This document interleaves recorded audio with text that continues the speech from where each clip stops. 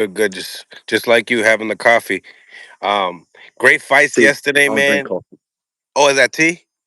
Yeah, I don't drink coffee. Oh, okay, okay, okay.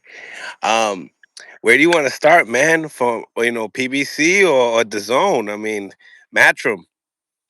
It's just show, bro. Whatever you want to do.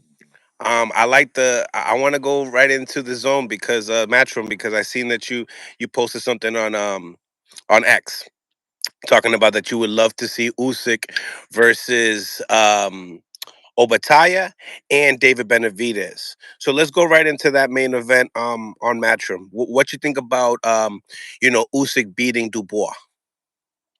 Um, it was a tremendous win, but I ain't gonna lie, I did expect him to win. I thought the promoters did a good job of selling that low blow, but he dominated the first fight.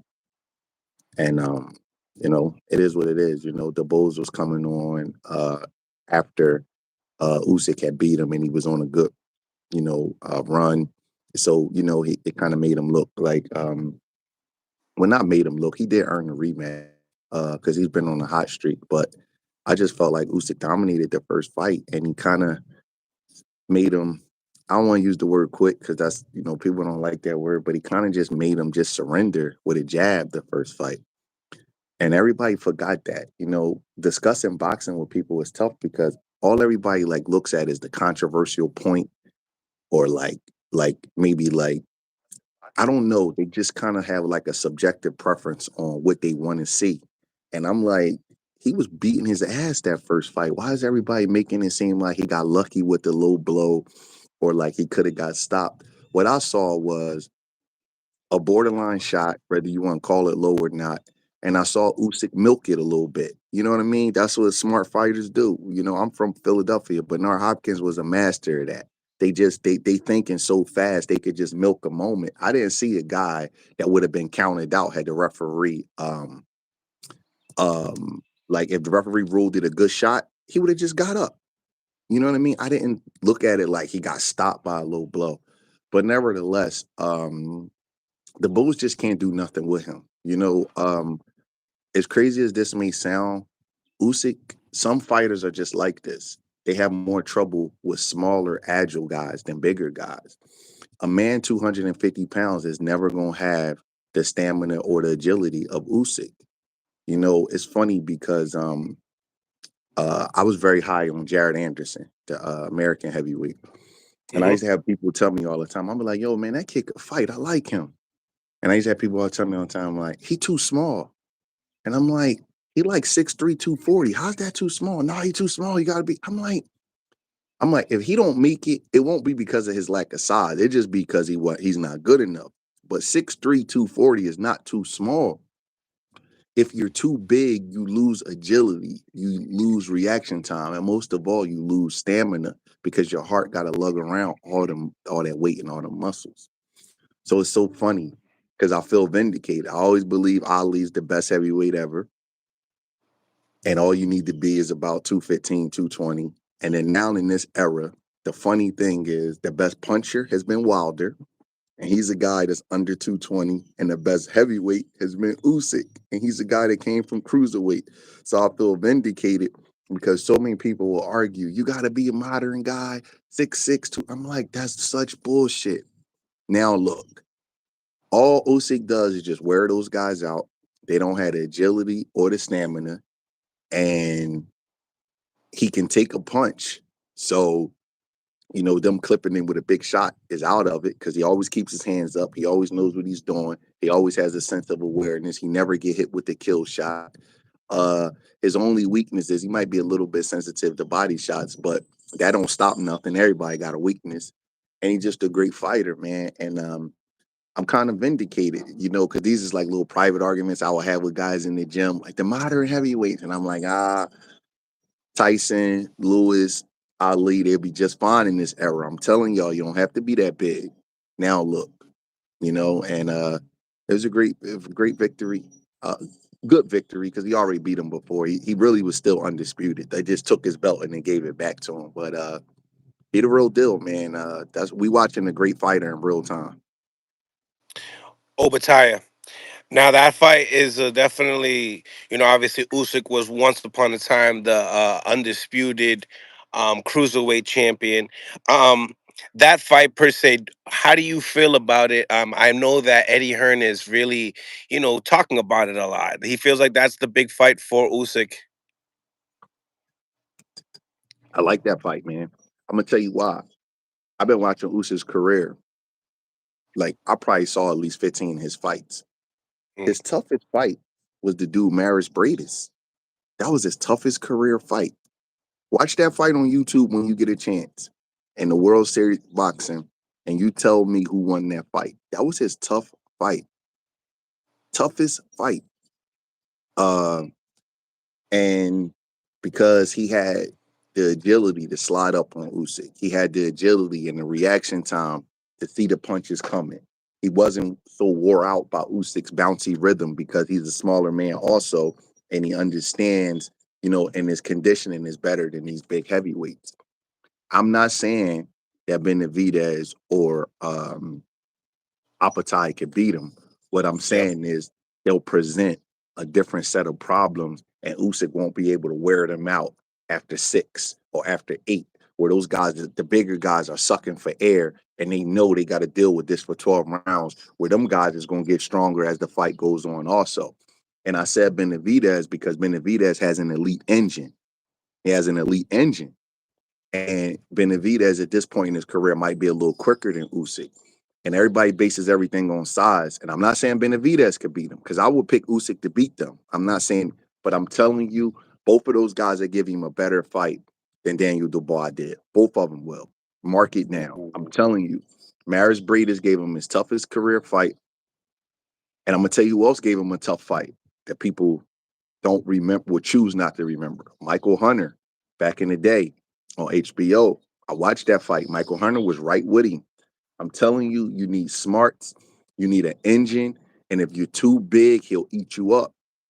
That size don't work with him. Some guys, a fragile guy who can't take a punch, the size is a big deal too. But a guy like Usyk and guys like Ali and Holyfield, they physically tough to them because they could take the punches. So now it comes down to agility and skill and stamina and those things. And they usually have more than that. So that's why a Holyfield can beat a Riddick Bowe. It can beat a big George Foreman. That's why he is able to do that. He can beat a Buster Douglas at 240 pounds when he's 208. That's why Usyk can beat a Joshua, a DeBose, and a Fury. That's why Ali could beat a Ernie Terrell. The bigger guys are easier for them because they don't have the agility to jump around and catch them. And then when the stamina kicks in, the bigger guys is tired. Now they just a big target. They just a sitting duck.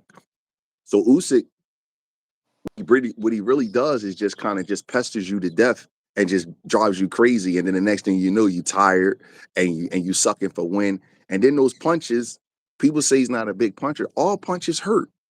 A 200-pound man hitting you is going to hurt you. And the puncher in the fight is the guy who takes the other guy punches the best. So Usyk takes Dubois punches better than Dubois take Usyk's punches. So Usyk is the puncher.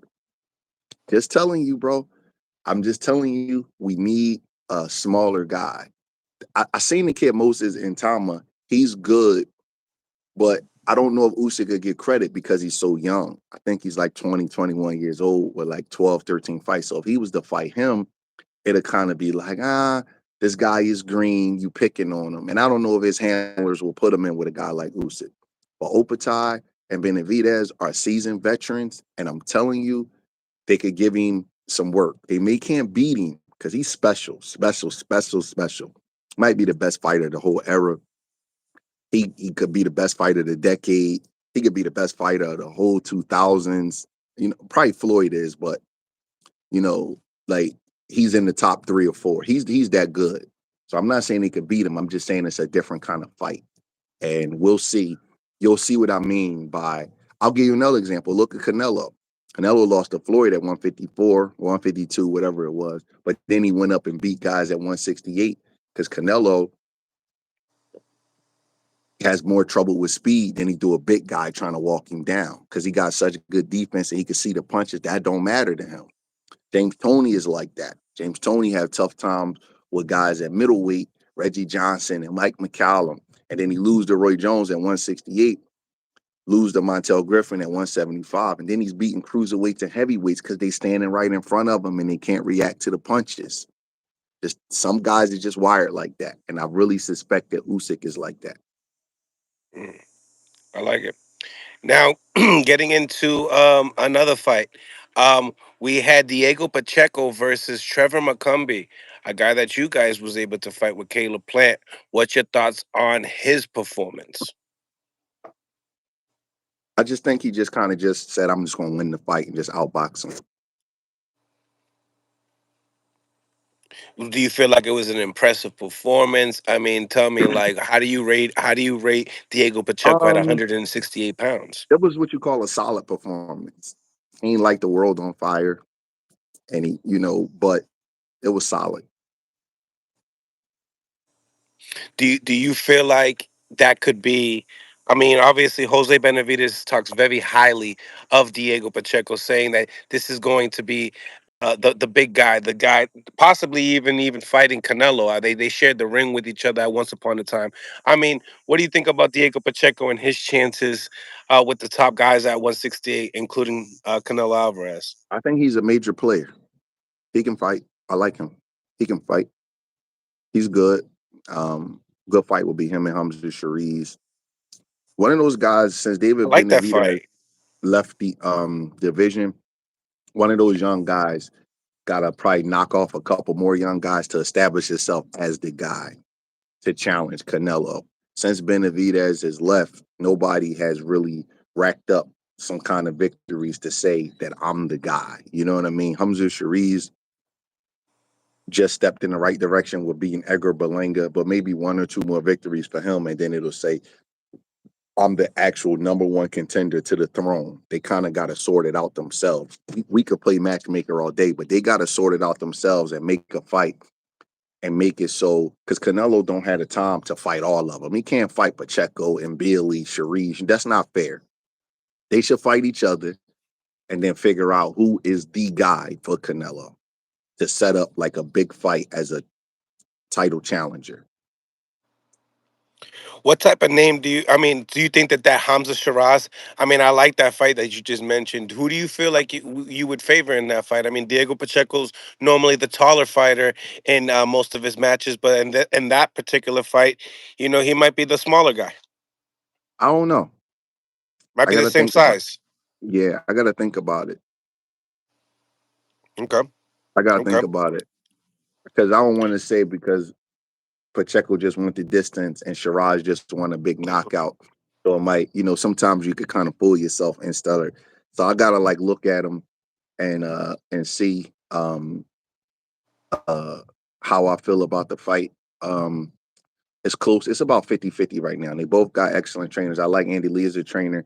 And I think Jose Benavidez is good. He does a good job with his sons and Pacheco. I gotta just see. I gotta see. I like it. What do you think about Bam Rodriguez on that card? Bro. Man, he's super bad. He bad. It's a bad boy. He if he wasn't so young and wasn't at such a low weight, people would be putting him in a pound for pound discussion. That's how good he is. Absolutely. Absolutely. Getting into the PBC card, what do you think about Gary Russell Jr. coming back since his 3-year layoff? I like the Russells, man. They my guys. I always talk to them when I see him. He looked good. He looked good. That was a nice body shot. He looked sharp. That was a good performance. Hopefully he could just stay active and get another title shot. That would be cool for him. I mean, he's talked a lot about possibly fighting Lamont Roach, trying to see who the biggest and baddest guy in the DMV area is. That was the guy that he is really looking forward to fighting. What do you think about that matchup per se? Oh, I didn't know that was a matchup. That's a good matchup. Yeah, fight that you would like to see. Sure, I would say it. I mean, these DMV is kind of our neighbors. They're like about 2 hours south on I-95. That's a good fight. I would like to see that fight. I got a lot of respect for Lamont and Gary. They good fighters. They real cool dudes. Good all around fighters. Guys that got a variety in their skill set. That's a good fight. You know what I mean? Like you'll see a lot of stuff. You'll see catching and countering. You'll see some guys leading. You'll see some guys letting the other guy lead. You'll see fighting at all three ranges. You know what I mean? You'll see toughness. You'll see sharp punching. That's a good fight. I'm super impressed with Gary. He looked good. And I was just watching Lamont and Tank the other day, man. The man, I want to give a public apology to Lamont. I didn't know he had a bag like that. That boy nice. Uh, Lamont nice. That's all I can say. Like, rolling under. Eyes was on Tank the whole time. And Tank is a certified sharpshooter, knockout artist. He wasn't in fear of nothing, just catching, rolling, countering, touching, punching in combinations right in front of him, stepping around, never running, never like overly holding too much, just and then when he did get hit with a shot, he just took it like and was head and body. I mean, Lamont put on the show. I was just like, I can't believe I underestimated him, but he never showed me that before. I never seen that kind of bag out of him before, man. Uh, that was Lamont nice and Gary nice. So that if they want to fight, that's a great fight. You know, Lamont said that, in his response to Gary saying, I wouldn't want to fight you because you just came off of, a 3-year layoff, and you come from 126. I'd rather fight your brother. Uh, Lamont, I mean, yeah, Lamont wants to fight Gary Antoine for the Shoot. 140 title. Damn. Hey, listen, whenever you ask me about these guys fighting, I'm always going to say let them fight because I really do get tired of not seeing certain fights. And I'm a big Gary Antoine Russell fan. You know, I always tell you that I think he's the real deal, but he's really not that active. So if that's the fight they want, then that's great. Like I want to see all big, tough 50-50, 55-45 type of fights, hardcore fights. I want to see them. I don't like to see freak shows. I don't like to see like these weird kind of fights. I'm not saying I don't watch them, but I want to see real fights. Lamont is a real fighter. All of the Russells are real fighters. Whatever kind of mix and matching they want to do, let them fight. I like it. I like it. People were saying that the audio was coming off. I think we should be straight.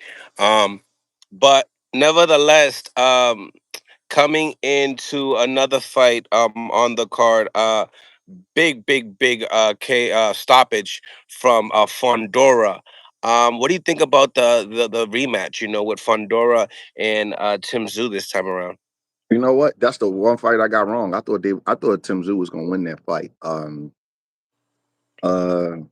I don't know what to say. I don't know if Tim Tszyu was overrated or he had bad matchmaking and management or something. But for a guy to get the kind of press that he got and the kind of status that he would seem like every time he come to America, he just get just things just fall apart. Uh, it's crazy because I was talking about that fight earlier, and one of my fighters like, "Don't you think he's a little fragile? Why are you picking him?" And I was like, "I think he's gonna be okay." The cut was a freak accident. Then he goes out and get knocked down in the first round, and he's just Tim Tszyu can fight. I like him, but Tom reveals all, and what Tom has revealed to us is that he's a B fighter. He's not an A fighter. He can't really make adjustments when he's certain type of adjustments. And I think that I really liked him, but I really think that he thinks that he's a bigger puncher than what he really is, and he's not as durable as he needs to be for his style. And it just kind of that's just what it is. Like he's kind of a reckless uh gunslinger.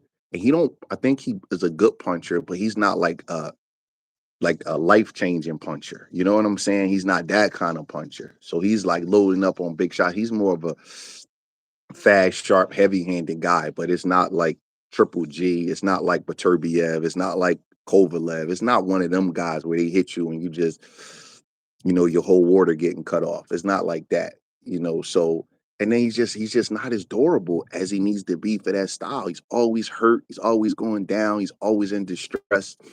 The Terrell Gausha, that was looked at as a flash knockdown, but that's really what he is. You know what I mean? And you know, it just is what it is, man. He's a good fighter. He got big heart and he takes, some big risk. But I think he's just more of a B fighter. He was kind of being advertised as like a pound for pound kind of guy. And then he came along where a lot of the little bit of a golden era of junior middleweights that they had over PBC, they was kind of getting old. So he was calling everybody out and stuff like that. And he did get Tony Harrison and Terrell Gausha, but I don't think he would have did well with all of those, like the whole PBC crew when they prom, Jamel, um, Hurd, J Rock, Lubin, all of them, like 5, 6 years ago. I think he would have got washed, man, because he just not. I don't know. He gets hit a little bit too clean. He don't recover well enough, and to kind of surrender with your career on the line, it's probably going to be tough slave. I mean, he'll get another opportunity because he got money behind him, but you know, again, no disrespect. I really was high on him. I thought he was I'm not saying he's not the real deal, but again, he's more of a B fighter than he is an A fighter, in my opinion. Okay. Okay. Let's talk about Fundora for a second. Did you see anything, any adjustments being made in his game?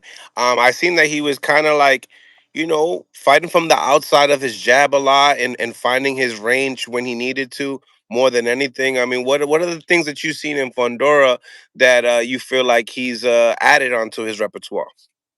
He's a problem. A problem now. He got better. He moving behind his jab. He physically stronger. He more confident now. His punches seem to have a little bit more spite towards him. He punching with more spite. Um, because he's taking so many tough fights. You see him being forged in the fire where he's going up. He's a problem now. I don't know if anybody want to fight him now, bro. They're a problem. He walking behind that jab. What looked like what used to be volume touch punches. Now them joints got snap on him now. He's putting pressure on you, but he's boxing more. He's a little bit more defensively responsible. His stance is a little bit better. He's not a slickster. He's not hard to hit because Zoo landed some big looping shots, but he's uh he's uh he's just checked his stance a little better. He's active with his jab. That straight left hand got a little bit more steam than what people think it do. And And it's a he's lot mean. sharper. He's mean, and he got a big, big heart. Uh, And a um, chin. He got some. yeah, He got hit with some big shit yeah. from People, Tim. that's what I'm trying to say. Like he do got a good chin. I know he was stopped by Brian Mendoza, but he got a hell of a chin, and Fundora's a problem, bro. I'm telling you, he a problem. That's all I'm gonna say. He don't look the part because of the glasses and the personality, but in the ring, that motherfucker, he's a gun. He's a killer, and we got to be careful with always labeling the killers that act like killers and that talk all crazy on the internet and use the N word and they're real disrespectful. That don't make you a killer. You know what I'm saying? Fundora is a gentleman, but he's a killer. So these guys that talk all crazy and stuff, you gonna he it's gonna take a lot to beat him. He's entering his prime and he's a very, very difficult, get tall glass of water. I'm gonna say that. I'm gonna say that. He is a tall glass of water, man. Now, listen, he probably gonna get knocked out a couple more times in his career because you keep getting hit with looping shots like that on the chin. It's gonna happen. He's definitely vulnerable, but uh he's a tough night's work, bro. He just is. He's a tough night's work. He got a lot of things that's hard to deal with. One is a heavy work rate. Two is superior stamina. Three is major, major, major heart. Four is tough fight experience. Five is confidence. And six is not an intangible, a tangible. That joke is 6'5", 6'6" with 80-inch reach, and he is southpaw. He is going to be tough to beat. What's even tough that you missed out is some of his best punching is in the inside with the uppercuts, where you kind of have to beat a guy like that. You can't just stay in the outside. You actually got to be in the inside half of the fight too, and it's a lot to deal with when you got those long arms shooting those uppercuts right through the guard. I mean, you're right. Definitely hard to deal with. Let me tell you something about him being on the inside with taller guys. Sometimes people say you got to get on the inside with the taller guy, and it depends on what kind of punches the taller guy throw. His hands are right here where your face is at. So when you on the inside with him, you right there for that upper. Because all he do is throw a right hook and a left uppercut, right hook and a left uppercut. He rinse and repeat, and your face is usually where his chest is, and that's where his hands is. So his hands are right where your face is. That's why he is a very competent inside fighter. He Yeah. bro, he can go. All he has to do is turn his punches. That's it. That's yeah. You're right. Now, tell me, how does Jaron Ennis and him, play out? Like, what type of things that Jaron Ennis can bring to a table to a Fundora fight that can be, more competitive, make him look. Whoa, I spit all over the camera. More of less of a killer. I mean, what do you think about that matchup per se? Um, and it's those good looping shots. He's also really physically strong. He's also a Mm-hmm. good body puncher. He also has great stamina. Also, that's a great fight. Very violent fight. Mm, mm. Now, speaking of Ennis as well, what do you think about what's going on with him and why he's not taking some of these fights? I mean, Turkey's out here really putting certain fights together, and yeah, I mean, do you think that there's a big plan down the road for Ennis at 54? I don't know. I have no idea. Yeah. Um, they said I sprayed the camera. Um, so yeah, let's get into the what I before we get into the main event, right? What fight do you want to see Fundora in? Oh man. Are I you would like interested to in the see. Xander Zayas fight? Sure. It's an undefeated tough guy. Yeah, sure. Who do you? Uh, He's taller. He's taller than some of the other guys that Fundora has been facing. well, Xander's eye is only like 5'10", right? 5'11". You think he that tall? Oh, He's tall. He's a tall kid. He like Jalil's height, like Hackett. okay. Okay. Um, that's a good fight. Yeah, I like that fight. Um, Nevertheless, what do you think about Keith Thurman's return? Obviously he fought in Australia, but he was in the fights today. Even talking to Jamel Charlo, like if that's a possible fight. And talking about just the 54 contenders. I mean, what do you think about Keith Thurman? He also called Jerron Boots Ennis out as well. What do you think about Keith Thurman fighting some of these guys? I would love it because he brings big name value. Because he was a welterweight champ for a long time, and he headlined some big cards against Porter, Garcia, and Pacquiao. So that's the 54-pound division needs some star power. So that's a good fight. Right. Nevertheless, it's getting into the main event with Pacquiao versus Barrios. What's your initial reactions to the fight? Uh, good fight. I told you I had a funny feeling that Pacquiao was going to fight. I kind of thought he was going to get knocked out when the fight first announced, and then I just started like, you know what, man? Speed kind of throws Mario Barrios off, and if Pacquiao have a good camp, he could do some work. And it's kind of the fight that I expected. I'm not mad at a draw. Honestly, I thought it was super close. I thought Pacquiao kind of got out hustled a little bit in the last couple rounds. I don't know how the swing rounds was, but I say a draw or 7-5 Pacquiao. Mm. A lot of people feel like Pacquiao, edged it out. tell me, do you feel like it was the What's up work with these rate? weirdos talking gay stuff, man? What's going on with these guys? I don't even look at the bottom, man. These dudes is weird. They saying all kind. You got some weirdos that be following you, Mills, man. These They guys is be, strange. they be, Talking about yeah. somebody There's making them dudes is you gotta block some of them kind of guys, man. Uh Go ahead. I don't like to look at the bottom look of the at these page. things. I'm not Somebody gonna talk, lie to you. yeah, I just happened to glance down and dudes talking gay stuff, man. Uh Hey, um enough of that gay stuff, yo. Cut it out. um I think that Pacquiao did his thing, man. You know, for a 46-year-old guy to be off for 4 years like that, that's an amazing achievement. And um that's all I could say. He fought good. You know, I had a funny feeling over the last week or so. Like, you know what?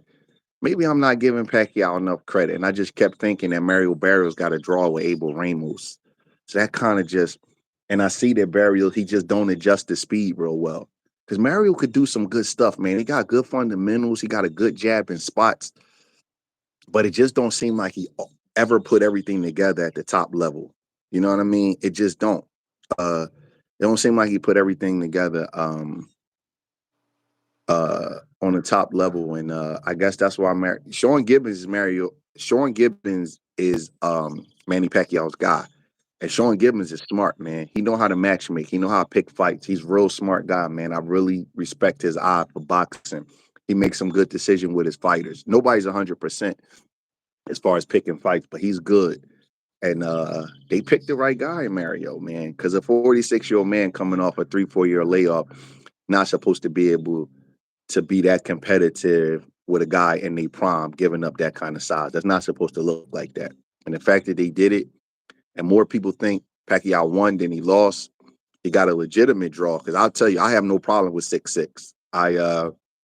That's major respect for me for Manny. 6'6", yeah. Mm-hmm. Um, what do you feel like gave Mario Barrios the most, besides the rhythm and the timing? What do you feel like it really, kind of complicated things and stuff like that? And then some people were also saying, Coach, that Mario Barrios was holding back. What do you think? Do you think he was holding back? You know what? I don't know. I don't know. Either when I did look at the fight, I was like, damn, why he not letting his hands go? And why he not listening to his coach? His coach was telling him the right stuff. His coach was like, man, stop being so friendly. Stop shaking hands. Stop showing him so much respect. The body shots is getting to him. Manny kept complaining about body shots. He was stopped. And I thought his coach did a great job. Bob Santos did a great job. Bob Santos said he's not the referee. Stop letting him referee the fight. He's not the referee. He was right. And then he would go right back out there and let him do it and tap hands with him. So um I don't know. I don't know. I don't know what that was, but I will say this. Sometimes like like greatness can make you do things that you really can't explain. Sometimes a guy that's just so good, you could just be like, damn, why are they getting away with that? It's because they special. You know what I mean? So maybe that's what it is. Because we know Manny is special. But I ain't gonna lie, I was thinking the same thing. I was like, what's like why he's not getting off more? But maybe Manny didn't let him get off more. I was thinking like, why does he keep tapping his gloves? Why does he keep being his best friend? Why is he letting him? Like, I would have told my guy the next time he complains to the referee, crack him. He can't tell you to stop punching. He don't make the decisions on if it's a low blow or not. I don't know. I really just don't know what that was. The constant friendship stuff. I don't know what that because Manny's an older guy. Sometimes a guy can lower your killer instinct. Sometimes a guy can be a little bit nice to you on purpose. I don't know what that was, but I definitely think it benefited Manny because Manny would get hit with a body shot and he'd look at Mario and be like, keep it up and touch his waist and stop for like 5 to 10 seconds, and Mario would just be sitting there. I'm like, you can hit him, bro. But he never did it. He really wasn't mean enough. And I don't know. Maybe he didn't want to be a guy that sucker punches a 46-year-old man because then everybody would hate him. I don't know. You know, a lot of things go through fighters' minds, but I do know that his coach picked up on that and told him in the corner, stop being so nice. He's not the referee. Stop tapping gloves. And he still kept doing it. I heard him say it. You know, it's really important. All Bob young fighters, Santos. man, listen. Yes, Bob Santos. Listen to your coach. Listen to your coach. He's seeing things from a different perspective than you are. And that's the reason why you hired him. And if you don't listen to your coach, you in that ring by yourself. If you listen to your coach, you and him are together. Listen to your coach. The man told him the right thing, and he didn't do it. He told him he could have knocked Manny out. Manny was so vulnerable to the body shots and was stopping. He was getting little breathers and stuff. He was letting him bullshit him through. And he didn't listen to his coach. Mm. What do you think? Freddie Roach instantly said we want the rematch. Obviously, that's a big fight for Mario Barrios, as well for Manny Pacquiao. Tell me, do you feel like you want to see the rematch? And if so, how do you feel like it goes, knowing that we've seen this type of Manny? Manny did say that he didn't have the right training camp, but in the same time, how many good training camps can you have when life is undefeated? I don't know because that's a good point that you brought up the training camps because sometimes when guys is like older fighters, they can't produce like how could I say this? Like they can still perform good, they just can't do it every time out. Yeah. You know what I'm saying? So sometimes they'll look like $1 million when you catch them on the right day, and then other times you like, damn, they look old. And then they because look at Pacquiao, he didn't look good against Ugas. He didn't look good in that exhibition, but he looked good against Barrios. You know what I mean? He looked a little bit funny against Jeff Horn, but then he came over to PBC and he rocked out against Broner and Thurman. So when you get a little older, sometimes your stuff go up and down. So I'm not going to just say that Manny going to look good again because by the time they fight again, he's going to be 47. And you got to go through them hard training camps and you can see the age on his face. But bro, that dude is special. Like that's a underrated level of special. People don't know Manny Pacquiao been fighting about 30 years as a pro, man, and started at like flyweight. And he fighting big, strong ass welterweights, and he's a midget. He's a midget. You know what I mean? You don't see a lot of 5'5", because that's all he is, 5'5", 5'6" on his best day, Yeah. welterweight. Hmm. And he closer to 50 than he is 40. And I know Mario Barrios is not Oscar De La Hoya, but that's still a major, major accomplishment. Like I'm 49, my back hurt right now. Like like I probably I can only beat my son one on one because I could post him up because I'm taller than him. If I had to shoot all jump shots, I couldn't beat him, bro. Like that is so man. I just don't think people realize how special that is. And I'm only saying that because I don't think he got to do that twice for me to understand how special that is. Because he might go in there the next time and get knocked out. Camps wear you out. You know what I mean? Just going through the grind of a camp. But that was a special performance, man. Because I don't know nobody that thought Mario won. Everybody I'm talked to say it was either a draw or Pacquiao won. And that's how I kind of thought it was a draw. But that was a special performance. But I can't say what he's going to do the next time because you never know what you're going to get from a 46, 47-year-old man. You just don't know. D Lucker, thank you for the $5. If no rematch, what fight should Manny take next? Question mark. Bro, he's such a big name and he's so iconic. He can literally fight anybody he wants. It's kind of when you reach that level, there's like I'm just gonna tell you the guys that's on that level. Manny Pacquiao, Floyd Mayweather, Canelo Alvarez, Ray Leonard, Ali, Oscar De La Hoya,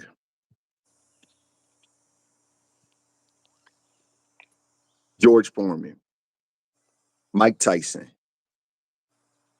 So I'm naming guys over maybe from the 80s on. They could fight whoever they want. They could just make a call and like, you know what, I want you. They star status is just Peggy Al could fight a lightweight, he could fight a junior welterweight, he could But you fight a know Pacquiao, welterweight. he wants the best. He said it even Yeah. in the post press Well, conference. he's crazy. He's crazy. He's one of them guys that he's crazy. Like you ain't gonna give him no ducking allegations. I remember this. I don't know if you know this, right? But anything above 147 pounds is 10-ounce gloves, right? Hmm. Right. After Anything below, 47, yep. yeah, anything below it is 8-ounce gloves. So Pacquiao fought Margarito at 150. Remember, that was for the junior middleweight title of the world, right? So Margarito wanted 8-ounce gloves. So most people would say, all right, give us the 10s because Margarito's bigger than Pacquiao and all that kind of stuff. So give Pacquiao an advantage, give us the 10. Pacquiao was cool with the 8s and beat him half to death and put his eye out. Probably He's benefited him more to because of his striking ability. Yes, but what I'm saying is that most people would say Was the shy smaller from that. guy, They were shy from that. Yeah. they were shy from that. That's my whole Take less point of it. punishment. Take less punishment from the Less chin. punishment. He took the 8s and beat him half to death. Yeah, he's Like different. he's the he's like that at that different kind of status of great. Like he's special, bro. Like I've been watching Manny Pacquiao since he like got on a couple pay-per-view undercards. He fought a dude named I think his name was uh, something Julio, Alicia or Julio or something. Maybe back in like 2001, 2002. I think it was on a Tyson Lennox Lewis undercard. But I've been watching him a long time, and he's a different kind of special. So I know he will fight whoever he. But Sean Gibbons is so smart. He gonna get him the right fights.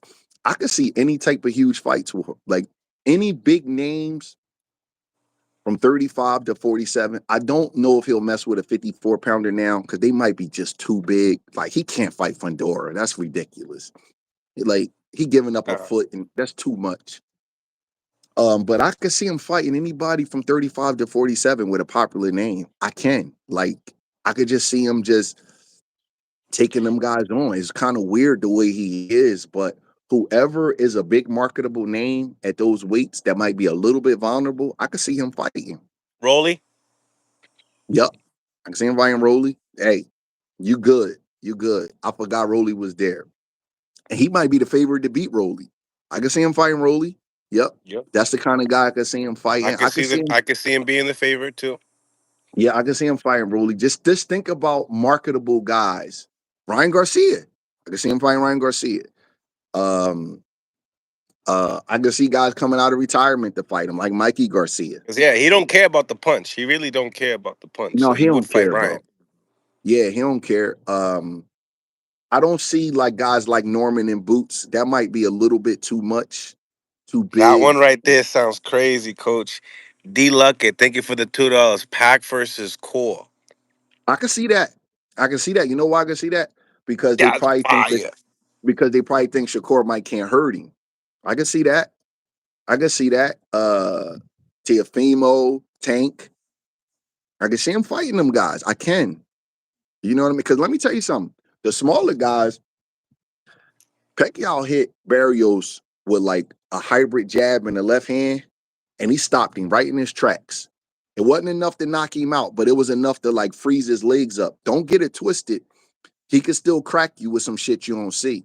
And even though they younger and all that kind of stuff, don't get it twisted. Pacquiao, if he hit one of them lightweights on the money, he could hurt him. You know what I mean? He can hurt them. So I could see him fighting Shakur. I could see him fighting Tank. I could see him fighting Raleigh. I could see him fighting Ryan Garcia. That's good. Those kind of guys, I expect them to kind of fight. Huge money fights. They're all Mm-hmm. huge money. It's like he's perfect for this era. Like it's crazy. Because he'll fight anybody. You know what I'm saying? He'll fight anybody. Pacquiao, bro. When he was a pup, he fought Barrera. He moved up to fight Barrera. Was a big underdog. He moved up to fighting. People don't realize that he was at 22. Barrera was at 26, and then he ran Barrera, Marquez, Morales, and then fought them all again and again. All three of them is first ballot Hall of Famers. All three of them had more experience than him. All three of them was at a higher weight. He just ran it. So I knew he was different way back then. way back then I knew he was different. And then he just started ascending in weight, and then you start saying, God damn, he's a different kind of different now. Then when he got to 140, 135, he fought the dude David Diaz. That's one of the best performances I ever seen. I'm like, okay. The next thing I know, he goes up to fight Oscar De La Hoya. He made me look like a fool. I was dating my wife at the time. We wasn't married. And we went to a sports bar to watch the fight. And she said, who's going to win the fight? I'm like, oh, the tall Mexican guy going to kill him. He too big. Pacquiao had trouble with Marquez. Oscar De La Hoya got Marquez's trainer. He just too big. He 5'10", 5'11". He punched too hard. He goes and just washes De La Hoya. I'm like, and then after that, I left him alone. After that, I'm like, I ain't picking against him. Me and my wife, she was still my girlfriend at the time. We watching him fight Ricky Hatton in his next fight. We about to move into a house, so we got everything packed up. We sitting on the floor watching the TV, and he throws a right hook, knocks Ricky Hatton down, and ducks under the punch as he's doing it in the first round. And I'm like, this dude looked like an action hero. Then in the second round, he has the most brutal knockout you ever want to see. Then then the legend of Manny Pacquiao just takes off. So he's a different kind of fighter. I hope he don't get hurt though, because for as good as he looked last night, he against a different kind of fighter, he'd have got stopped because those body shots was bothering him, and he kept like touching himself, and he had like some weird ticks in the ring, and I noticed that Mike Tyson had them same kind of ticks when he was fighting Jake Paul. So I don't want to seem the wrong kind of guy or hurt Manny, but just a special dude, man. That's all I could say. Just a special fighter. Yeah, definitely a special fighter. And we're lucky. We're definitely lucky to be still watching him. But now, coach, they're talking about Manny and Floyd. That's what they're talking about now. Manny, you could tell, would love that fight. Floyd always is in shape, but can he mess with an active, Manny Pacquiao? Now that Manny has fell in love with the sport again. Uh, this is how I feel about Manny and Floyd. I felt like that they're both great fighters, right? Both A+ type of fighters. But with the smaller guy who has to exert more energy, I feel like his window to beat the bigger guy, who's the more relaxed boxer, is smaller than Floyd's window to beat him. Here's what I mean by that. Look at Roberto Duran and Sugar Ray Leonard, right? Roberto Duran was only able to win the first fight. Sugar Ray Leonard won the second two fights. And the reason why is because the smaller guy who has to exert as much energy, he has to put so much out to beat the longer, more rangier, relaxed fighter that he just can't keep doing that over and over again, right? Look at Muhammad Ali, Joe Frazier, the same exact thing. Joe Frazier spent all his money in the first fight. Second two, Ali was able to beat him. So I feel like that Manny Pacquiao's window to beat Floyd was around 2008, 2009, 2010, where he was fighting the Ricky Hattons, the Oscar De La Hoyas, and the Miguel Cottos. Shame Anything also. after that, I didn't feel like he could beat him because Floyd ain't Mario Barrios. Floyd is top tier Mount Rushmore level special. So Manny got to be at his absolute best to beat Floyd. Floyd don't have to be at his best to beat Manny. Floyd could come down a little bit because his style is more relaxed. It's more of a style and a size thing. Floyd's the naturally bigger guy, and his style ages better, even though we've seen Manny do this at 46. So after that window that Manny had, because I'm such a like I like study certain kinds of styles with fighters, and the Joe Frazier, Muhammad Ali, Roberto Duran, Sugar Ray Leonard analogies fit perfectly in this. I never thought that Manny could beat Floyd once they start aging like that in their mid to late 30s. Because Manny, even though his energy level was high, he could beat guys like Keith Thurman and Broner. Floyd is still up here. He's not going to beat Floyd like this. So I know you're saying he's not really active. There's only one fight in 4 years. I don't believe he could beat Floyd um, anytime after his apex. Not just like prime. Manny got to be at that level he was at with Cotto. That's where he would have stood his best chance to beat Floyd. Not saying he Mm. would have, but that's his window right around that time. Timing is really important with fighters when they on the same level. And I just feel like that even though Floyd has been out of the ring too, Floyd is like meticulous with his body. You could tell that he stay in shape. He's still always doing stuff because you never know when he's gonna get that call. I don't think that Manny could beat Floyd.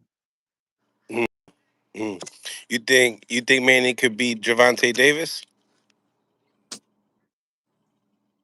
No, I don't. I think Javante Davis will knock him out, but Javante Davis got to be on his A game, and Javante Davis has to. I gotta see where his confidence is at after the Lamont Roach thing. Gotta see where he's at mentally. You know, it's a good fight for Manny. Talk to me. Lomachenko.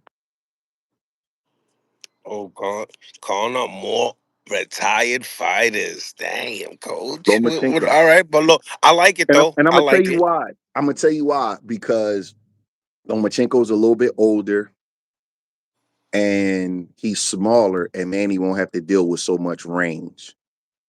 You know what I'm saying? And Lomachenko's a good fight for him. I'm not calling him out. I love Lomachenko. I respect him, but that's a little bit a more of a fair fight than a Tank or Shakur. I don't think Manny could beat Tank or Shakur. Now, don't get me wrong, but I'm just saying it that those are kind of fights that I think he's crazy enough to take. I think Tank could knock Manny out. I do. I think Tank too sharp, too young. Tank's only 30. Manny's 46. So I think Tank would beat him. But um, Tank gotta be on his A game because Tank don't got an elite jab. And Tank not gonna be able to keep Manny at a certain distance. They're about the same height. Manny might be bigger than Tank. I do think Tank could beat him, but he gotta be on his A game. You know what I mean? He gotta be on his A game because one thing Manny Pacquiao don't lack is confidence. He's Right. crazy. He's not a tough guy. He don't talk shit, but he's like really crazy. He don't care about fighting. So I would like to see what Tank's confidence is at, man. You know what I mean? The Lamont Roach rematch not happening is kind of disappointing. The guy give you your toughest fight and get you a draw, and then they don't fight again. I don't know whose fault it was, but I wanted to see. I rate Tank so highly as a fighter, and I think so highly of him. I think we watching a great fighter, and I think so highly of him. I wanted to see how he responded to that and see if he could go out. And you know how like a guy give you a tough night, and then you say, "Okay, I'll run it back, and I'm gonna take care of business." I wanted to see if he was gonna be able to do that and see what level he is at. But if you ask my honest opinion, I think Tank could stop Manny. I do, but I do want to see his confidence, and I want to see if he can keep that old man off of him because Manny's bigger than Tank. You know what I mean? I want to see it. I would like to see it, but if I would pick Tank, but I think Tank will run him into something and knock him out. Now, maybe Shakur. Do you feel like Shakur and Manny would be probably more of a competitive fight due to the fact that Manny has endured a lot of, you know, way bigger punches in his career versus a Shakur Stevenson. But Shakur, being that youth, the speed, they probably are closer into height than Manny and Tank. What do you think about that? Do you feel like they would oppose different threats for each other? Mm, I don't know, man. Cause Was that the Shakur, fight that we need? I don't know. I think Shakur would beat Manny up too. I think Shakur would beat him up too. Beat him up? Hmm. That's huge. It seems like you get a Manny Pacquiao win right now, Coach. Is just big right now. Um, D look and thank you for the $5. Pac had a better chance against the offensive Floyd. Do you feel like Pac would have had a better chance with Pretty Boy? I don't know. I mean, they didn't fight at the time. I just feel like that Pat got to just be at his peak to beat Floyd or be more competitive. The first, the when they fought, it was a good fight. I thought Floyd won probably 8-4, but he just got to be at his peak. It just got to just be the best version of Manny that we gonna see because Floyd is so much longer and Floyd got such great anticipation that Pat got to cover a lot of ground. He got to catch Floyd with something in between shots. Um, but it didn't. It happened when it happened, and you know how that go. It happened a little bit too late. Do you feel like some of these fights that some of these fighters want? It's kind of emotional picks. We seen Shakur Stevenson have a great performance against William Cepeda. Now he's hearing that Cepeda probably didn't have that one punch knockout power that we want to see him in there in the pocket with. So he does an interview with Ariel Hawani that Conor Ben is attending with about, listen, if Conor Ben doesn't fight Chris Eubank, they want to make that fight. Do you feel like that stigma of just like Shakur hearing everything, like, listen, I got to be in there? Or do you feel like that's a big money grab, easy fight for Shakur? Or is that a dangerous fight? You tell me. Shakur and Manny. No, Shakur and Conor Ben. Damn. So Yep. what weight would it be at? This would be at 47. Yeah, it would be dangerous. Conor Ben is a strong guy, and he's big, and he would probably try to rough Shakur up, throw a bunch of hard, wild shots. So yeah, it would be dangerous because that's a big size difference. Conor Ben just fought Eubank at 60, right? Yeah, Shakur is the better fighter, but that would be just dangerous because he just would be giving up so much mass and size. And Conor Ben is kind of rough dude. So uh that would be a dangerous fight. Um I gotta think about that. I didn't even know that fight.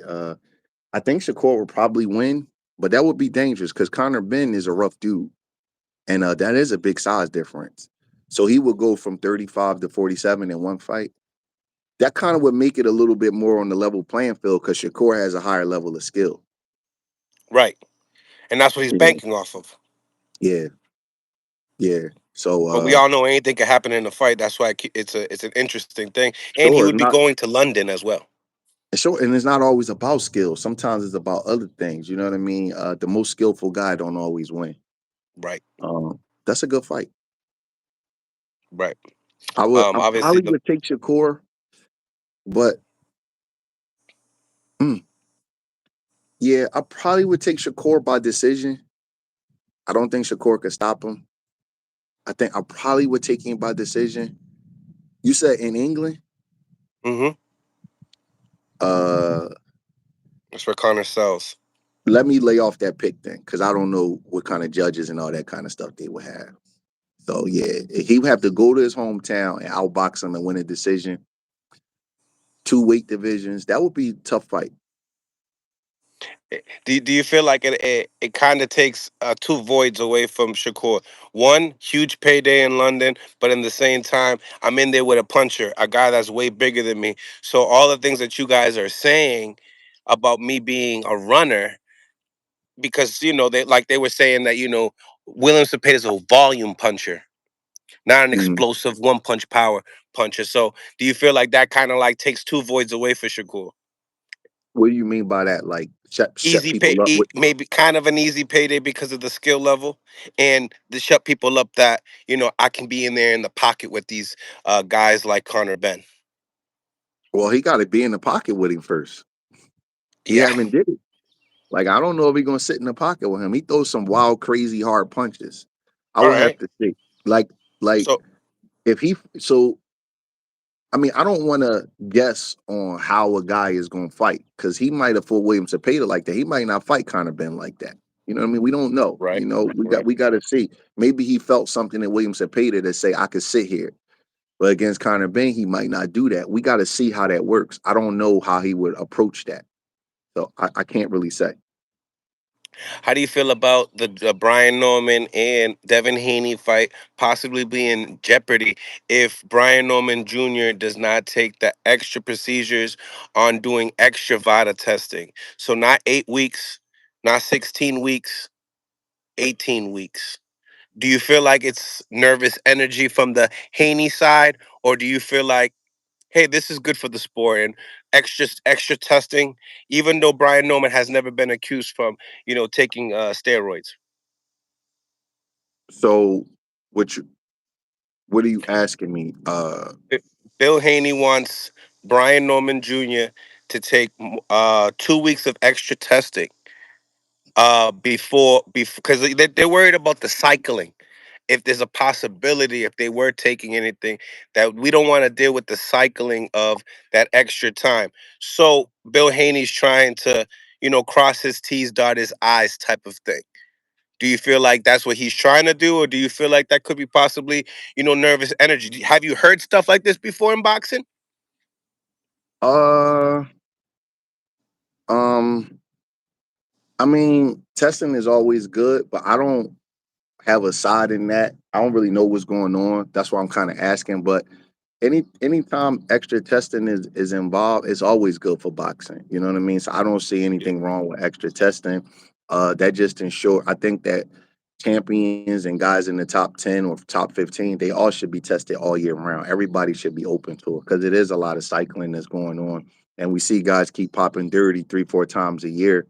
You know what I mean? So anything involving extra testing is is always a good thing for boxing. You know, I've asked for extra testing on some of my guys' fights. So if you clean, that's no problem. So I don't really know what's happening with that. So I don't want to be, you know what I Hmm. mean? I know Bill Haney and Brian Norman Sr. They probably having some issues with all of this stuff going on. I really don't pay attention, so I don't know. But extra testing is not a big deal. You know what I mean? Only problem is who's going to pay for it. But anything else, I don't. Right. It's a level playing. I mean, you can't test enough. This is boxing. There's no reason to trust anybody to a point where you can't. Um, there's no reason to trust somebody like that. Right. Right. Uh, To trust another team so much to think that they won't do nothing. So as long as both guys is testing, I think is a good thing for the sport. I don't think there's nothing wrong with that. on that main event, we have David Benavidez versus Anthony Yardy. What's your thoughts on that fight? That's a good fight. Uh, I like Benavidez though. I You like think David Yard, Benavidez? yeah, I think Yard has stamina issues. Uh, Worst type of issues to have facing Yeah, David, right? yeah, yeah. I think he got stamina issues, and um, uh, I think he got. I just think he got stamina issues, and he got those big bulky muscles, and I just feel like that Benavidez once he start choo training, I just think he just a tough night's work for Yard. But Yard is sharp, and he definitely got big fight experience. I think he'll do good at certain parts of the fight, but keeping Benavidez off him down the stretch, um, uh, is going to be the problem for Yard. Keeping him off him down the stretch, that's where Yard kind of gives it up at. So I like Benavidez in that fight, especially in the second half.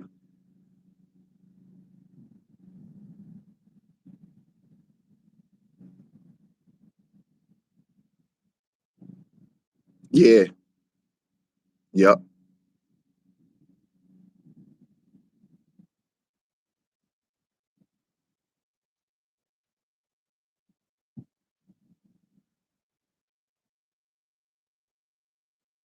I don't know. I'm not saying that, but I know that money talks, and he's a big guy and for he's a big guy for 68 and 75, and Usyk was a cruiserweight before, so their size difference is not like huge.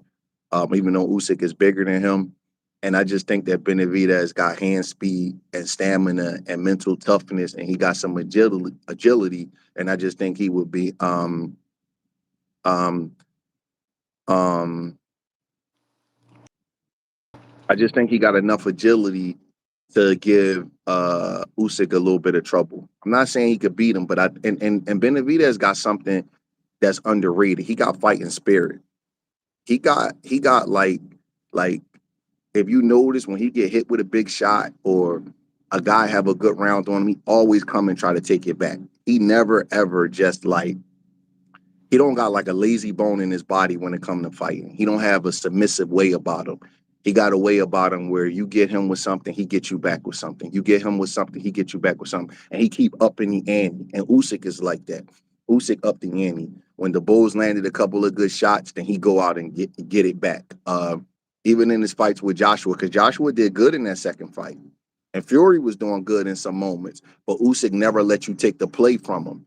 And Benavidez is a lot like that. They got similar fighting spirits, even though they different style fighters. They got similar fighting spirits, and I think that that's what will give Usyk some issues. Not so much beating. I'm not saying Benavidez could beat him. Usyk is special. I'm not saying that, but I'm saying that his fighting spirit and his stamina down the stretch allow him to be more competitive than a guy like the Bulls. Because I feel like that Benavidez go down. If he can get up, he will get up. Yeah, yeah, absolutely. You talked a little bit about the demeanor after Tank Davis had that draw with Lamont Roach, and you felt like, hey, you wanted to know if he was going to be that type of fighter to go right back into that rematch right away. Um, Now it seems like it's not happening August 16th, but do you feel like that fight will happen with Lamont Roach and Tank Davis next? And if so, and if not, what do you think about Lamont Roach and Shakur Stevenson? They've had talks of saying they would love to share the ring with each other. I don't know, man, because I just don't know. I don't know what's going on with the inner workings. I can't really speak on it. I just know that I saw something about Tank having some legal issues. So I don't really know. I don't like to speak on anybody's personal stuff. I kind of feel bad for Lamont because if you're in camp and you're not in your city, you spending a lot of money. You know what I mean? With sparring partners and doing all of those things, there's a lot of expenses that come with camp. So, if he was in camp for a fight August 16th, then he probably lost. I don't know. I don't want to guesstimate on how much he lost, but he lost some money. A camp at that level was pretty expensive. I would guess at least 50 grand. You know what I mean? Minimum. So I don't know. I don't know if they're gonna fight. It don't seem like they're gonna fight on August 16th. I could tell you that. So I don't know.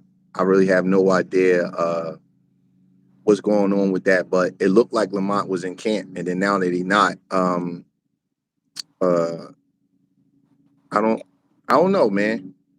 I will probably I see fighters when they kind of get like they think they're gonna fight a guy and then the fight don't happen. I see kind of guys just like move on, like, man, I don't want to keep going through that because then you can't go to the camp with the same amount of enthusiasm because you don't know if the guy's gonna pull out or not or something is gonna happen.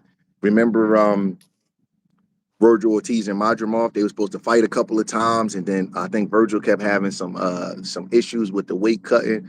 And Madrimov, I can imagine how frustrated he got with thinking he gonna fight and then not. Stanionis, yeah. Stanionis, not Madrimov. You're right, Stanionis. Madrimov's the one that fought Crawford. But yeah, No, they like fought each other too. They just, you yeah, know, yep. That's how I got that confused. Yeah, but it was Stanionis, the welterweight champion. But yeah, they thought they were gonna fight, and it happened a couple of times, and then they never fought. That can kind of be demoralizing to a fighter. hmm You know what I mean? So it's hard to go through camp not knowing if the guy is gonna fight or something gonna happen or they gonna pull you out. You know what I mean? That's tough. So I don't really know. Your thoughts with him, Lamont and Shakur? What kind of fight you think it would be? That's a great fight. Uh, let's get it made first. I don't want to make no predictions and all that kind of stuff. Let's get it made, but that's a great fight. And this one's kind of the same thing. Your thoughts on Thurman and Charlo? They had a little thing on the media day workout that Charlo called Thurman. You know what's funny? Charlo's still the Ring Magazine champ because he never hmm lost it in the ring. You know what I mean? So he's still the Ring Magazine champ. That's a good fight. Uh, I think this Jamel, right? I The think younger Jamel brother. is better when you come to him than when he has to go get you. And Thurman is a mover. So that would be an Right. interesting style for him because Jamel kind of has a little bit of trouble when the guy move away from him and box him. I think he's a little bit better when you come to him. So I don't know who will win because I haven't seen either one of them fight in a real long time, to be honest with you. But stylistically, Thurman might have a little bit of an advantage because he's a good mover, and Charlo kind of wants you to come to him so he can run you into a big shot. Yeah, I it's like like that. I like that fight though. That's a good fight. I never even thought about that fight. That's a good fight. Yeah, that's a good fight. I like that fight. I get what you mean about the styles because Charlo really commits to his shots. So it's Mm-hmm. like, his lateral Thurman's lateral movement is gonna set traps for Charlo at the end and before the punches. So I can see that. Yeah, that would be good. That would be nice. That'd be nice. That would be nice. Charlo had to get his jab really cooking against Thurman. He had to really get his jab cooking. That's a good fight. That's a real good fight. I like that fight. Yeah, I definitely do myself, man. Yeah, this boxing this week was great. I mean, it's been back to back to back. What do you think about boxing lately, Coach? That's like weekly. We've been getting some real marquee fights weekly. Mm-hmm. Mm-hmm. Mm-hmm. Every weekend been some good fights, man. So yeah, boxing is in a good place. I Uh, definitely I definitely got home yesterday so I could watch the fights, man. And I don't watch every fight, but this was a nice weekend. I was like, I watched Usyk earlier, and then I was going back and forth between Bam and whatchamacallit. So that was cool. Yeah, if you're a boxing fan, you're not really complaining. You're not Mm-hmm. complaining whatsoever. And the matchmaking's been pretty good lately as well, I would say. What would you say? Mm-hmm. It It, was, cause anytime you get a draw in a big fight, then that's evenly matched. And and Bam was in the unification, so that's a good fight. Uh Trevor McCumbee and Caleb had a good fight, so they wanted to see how Diego Pacheco would match up to that. A lot of people didn't know how to call Shiraz and Berlanga. That was another good fight. So these have been some good fights. Nobody can Shakur in complain the about toughest them. fight. Shakur in the The core toughest was in fight a of his tough fight, life. yeah. So let's just. I hope hopefully things just keep getting better and better and better, and then and we keep getting these kind of matchups because I enjoyed all of the fights over the last few weeks. Mm. Mm. You know, I was listening to an interview with Shakur. Shakur was talking about, the performance that he had with Cepeda, and he was talking about, why Cepeda is the one of the best guys at 135. He talked about, De Los Santos being probably a bigger puncher than Tank Davis, and also saying that, when you hear these things, when you see Shakur in all these different styles, do you look at him any different when it comes down to a Tank Davis fight now? I think the Tank is a different style than Cepeda, but Shakur seems to want to take all the tough smoke, and I think really highly of him as a fighter. He seems to. You can kind of get like the gut feeling that certain guys will fight anybody, and Shakur, even though he hasn't fought the huge names, I get the impression in my guts that he's willing to fight anybody. You know what I mean? He got a real confident way about him, and he got the kind of style where you got to kind of adjust to him. So, you know, I don't think he's going to fight Tank the same way he fought Zepeda, but that's what makes Shakur special is that he can win fights more than one different way. I always thought Shakur and Tank is a great fight, and I still do. But Shakur seems super confident that he could beat Tank.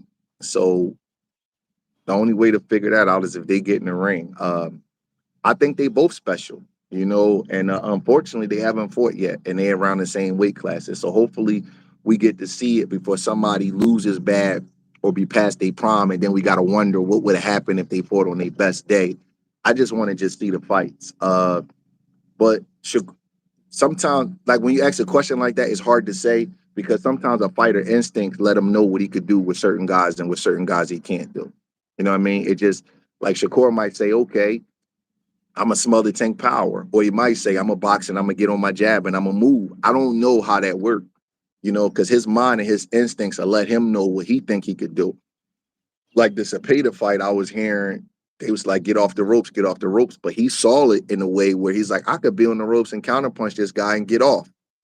So we gotta just see. And Tank is the same way. They both got super high IQs. So we gotta see how they would deal with each other and what adjustments the corner would make and all that kind of stuff, and then come down the stretch and we just see. I really can't say how he would fight him. I don't think he would fight him like he would fight Shakur, but we don't know.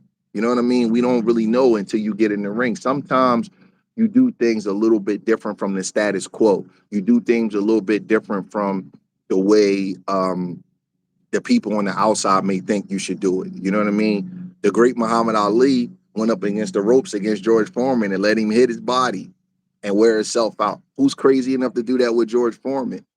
If somebody said that he was going to do that before the fight, they would say he's a damn fool. But what did he do? He did it and he won. Hagler went out and rushed Tommy Hearns, just blitzed him, right? Somebody say before the fight, you're going to run into a big right hand or you're going to run out of gas. You're not going to be able to keep that pace up all night long. But what happened? He got him out of there in 3 rounds. So we don't know. That's what makes fighters so special is that you don't really know. Shakur instincts or his game plan from his team may dictate something different than what we think. That's why we gotta see the fights. That's all I could say. Man, absolutely. Absolutely. Well, nevertheless, Coach, man, this was definitely a great segment. I appreciate it. Breadman in the morning. We always love it, man. Um, you got you got anything you would like to tell the public? I know there's a lot of crazy people in the comment section. But yeah, I try not to read too much of them. I'm not gonna You lie. know what? I never do, but I just literally happen. I got something on the floor right here. You can't see. I literally happen to look down and I seen dudes talking about. I don't even want to say it, weird stuff, but it's all good. I don't look in the comments either, man, because it's some weird trolls. These people not even human beings. A lot of them. They just make up stuff. They make up little profiles on social media because they not happy with their life and they like stalking people, man. So they got to keep living their miserable lives. So I don't worry about that. But I don't read it either. I honestly don't. I just literally the first time I just happened to look down, I seen God like calling us gay or something. I'm like, where you get that shit from? But anyway, no, I don't got nothing to say, man. I'm just talking boxing with you this morning. That's it. Well, my last one, right? For the ladies, Layla Ali, Clarissa Shields. Should have happened. She almost Uh, what pushing 50? I don't know. You would know better than me. Layla Ali, I'm Layla supposing Ali. she's in her mid 40s. I'm a guess. I'm just guessing. Uh, Not a fight you're interested in. Layla Ali and Clarissa Shields. Yeah, Um, might be 46. I probably will watch it. I'm not gonna act like I'm so like I wouldn't watch it. I will watch it because it's gonna be so much around it. But when the last time she fought? It's been a minute. I don't know, man. I don't know. I don't know. I just did that one for the fans. I did that one for the fans. I was Oh seeing a yeah, lot you of asking me comments. a that's kind of a weird question. I don't know. She's probably having fought like 10 or 15 years. Am I right or am I wrong? I'll tell you right now. Layla Ali. Her last time she's fought. Damn, 2007. So it's 2025. So Damn. she would have been off 18 18 years? years. I don't know, man. Caressa Shields is probably the best woman's fighter ever. And then Lila Ali is real good. You know what I mean? She's real good. But Caressa Shields got that amateur pedigree and she's active and she's I don't know how to quantify something if somebody been off 18 years. You know what I mean? So I don't want to disrespect any of the ladies. I respect too many fighters too much for that. And Layla Ali is the daughter of the GOAT. You know what I mean? So I grew up in the Ali household. So I'm never gonna say what she can do or what she can't do. So I don't know. I don't know how that looks. A woman looks. I don't know if she got children or whatever, but I don't know how she would look after 18 years of inactivity. That's that's a lot to overcome against a That- person that would give you trouble even on your best day. Now you closer to 50. You said she's 46. I don't know how old she is, but I'm gonna take your word for it. If she's 46 and she's been off 18 years, that's almost 2 decades, bro. I mean, I don't know, man. I don't Nah, I want to hear get you. into that because I'll get people saying all kinds of stuff in my inbox. I really honestly don't even know how that kind of fight would look. So I don't want to comment on that like that. Nah, I hear you. I hear you. What do you think about this? The pay-per-view scheme might be done. That the era of pay-per-view, Turkey Island Sheik is trying to end it. Do you think that the pay-per-view will be ended? I don't know because the thing about it is that every couple of years a big player come into boxing and they change the landscape a little bit, and then the landscape go back to the old landscape. So I don't know. Pay-per-view is done, then they're gonna have to pay guys big money. You know what I mean? Because you're gonna have to give a guy a big flat rate that sells millions of pay-per-views. So I don't know. I don't think it's a bad thing, but it's something that's too early to say if it's good or how it's gonna work right this second. You know what I mean? But for the fighters to get those kind of guarantees up front and not have to worry about selling pay-per-views, Big facts. Big yeah, facts. like you can't you like but the fighters and their teams, that's good because you don't gotta wait for the back end money and you don't gotta sell this and you don't gotta sell that. Like you could uh uh that's great. Like you could just walk in and get 100 million or 50 million. Who can argue about that? You know what I mean? I wish one of my guys that I'm training get that kind of money and I get a percentage of it. You know what I mean? I could retire earlier than I want. Big facts. Big facts. So I don't Well, know. Let's see how it works out. yeah, man, for sure. Well, coach, really appreciate your time. I'm not gonna take any more of it because I know you're about to hit the gym. But nevertheless, man, to the next time. Appreciate you. All right, bro. Take it easy. Smash that like button, ladies and gentlemen. Subscribe to the channel if you guys haven't subscribed to the channel yet. Shoot boxing. One of that high level pro boxing media.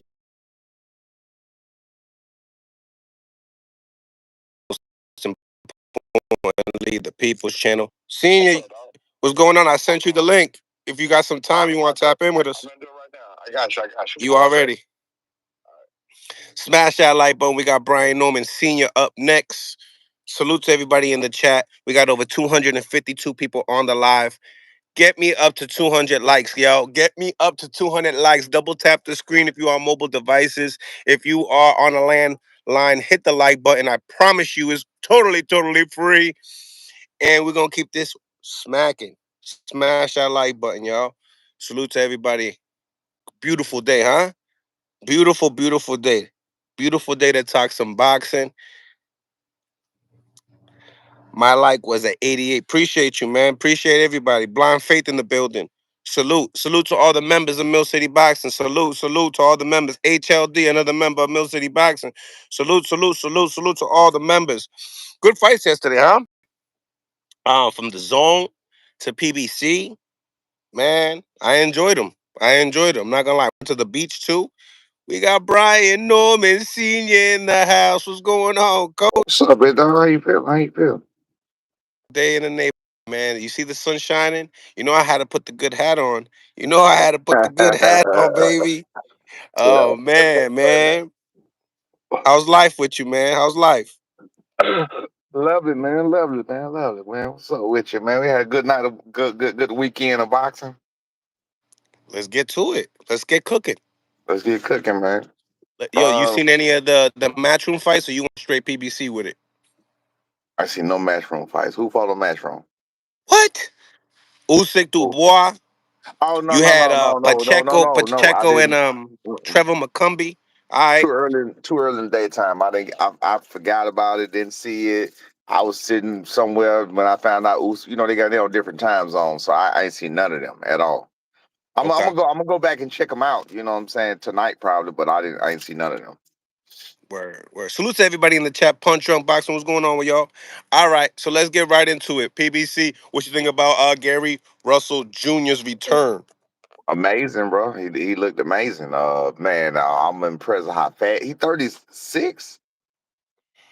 How old is Gary? Got you. He, bro, that's crazy.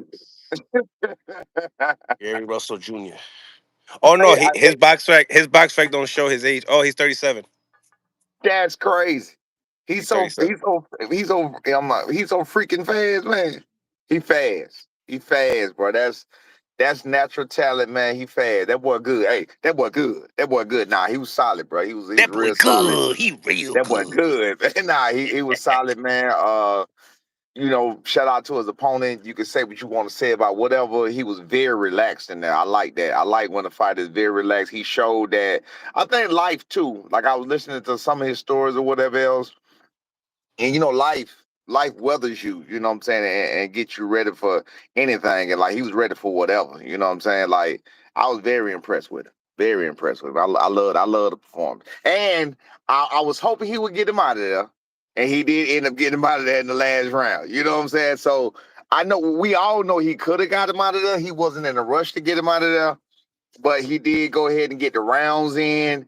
It was a perfect comeback fight because he was able to get the rounds in. He was able to get his feet wet. He was able to, be under the lights for what was that 10 rounds? He was able to be 10 under the round lights fight. for Yep. 10. Yeah, he was able to be under the lights for 10 rounds. Like it was literally a perfect performance, and he put the nail in the coffin with the knockout. It was beautiful. Mm, mm. Now, getting into Tim Zoo. Oh no, wait a minute. Who would you like to see him fight next? Do you like the Lamont Roach fight if Tank doesn't fight him? Yeah, I love the Lamont Roach fight. I think that's more. You heard his brother, Gary Antoine. He was saying, I mean, he want what he want, and I like people saying what they want and doing what they say they want to do. He said he wanted champions. You got to respect that. You know what I'm saying? He in the thing. He about legacy. The money gonna follow that or whatever else. Like what I'm saying. Some people want the um I can't think of the name of it right there. They want like the entertainment type fights or whatever else, and what I mean, whatever else. But he wanted titles. You know what I'm saying? Like I said, with that, they all big fights. You got Matias, you got Rick Hitcherson, you got Tszyu. So I mean, there's a lot of fights for him there with the titles. So I mean, I think that Junior should get a shot. Especially did Russell fight at 30 last night? 35. Gary Russell 35. Jr. fought at 35 Yeah. last night. Yep. And you stay in there. Oh wow. Well, I mean, Lamont Roach kind of got to fight him. That's Nah, the he don't that's the got to. only that's the only fight that makes sense. He ain't got to because I Wait mean a I know minute. Gary. Lamont's You in a know, high horse right now. huh? Lamont's sitting on a high horse right now. He's sitting on the high horse because of a draw that we thought was a win against WBA Tank champion at 130 pounds too. at 130 pounds. That's why I'm thinking. That's why I'm thinking in my mind. No, of course you're right. He don't got to, but I'm thinking in my mind it only makes sense because neither one of them have a title at 135. The 135 champions are not going to really, I don't see the Shakur 135 called him champion. out. Shakur called him out. Then he should fight Lamont, Shakur. He should fight Shakur. He should fight Gary Russell Jr. He definitely mm. should be shooting for Antoine. He You should don't he, like he the should Antoine move. You think the Antoine move is all talk, or do you really feel like he do that? I think he's daring to be great. He want to be great. He want to be in the best fights. He want to be in good fights. You know what I'm saying? He want to try to make some type of history, which is respectable and commendable. But I think it just don't make sense for everybody else in the boxing game, and it's unfair to the other 140 pounders because he ain't. Even though he did great at 135 against Tank, he hasn't really won a fight, a legitimate fight at 135, and now he talking about moving up a whole nother weight class to 40 and getting the title fight. That's not Mm, fair. That's not fair to the people that's in line that's trying to get them kind of fight. mm, mm.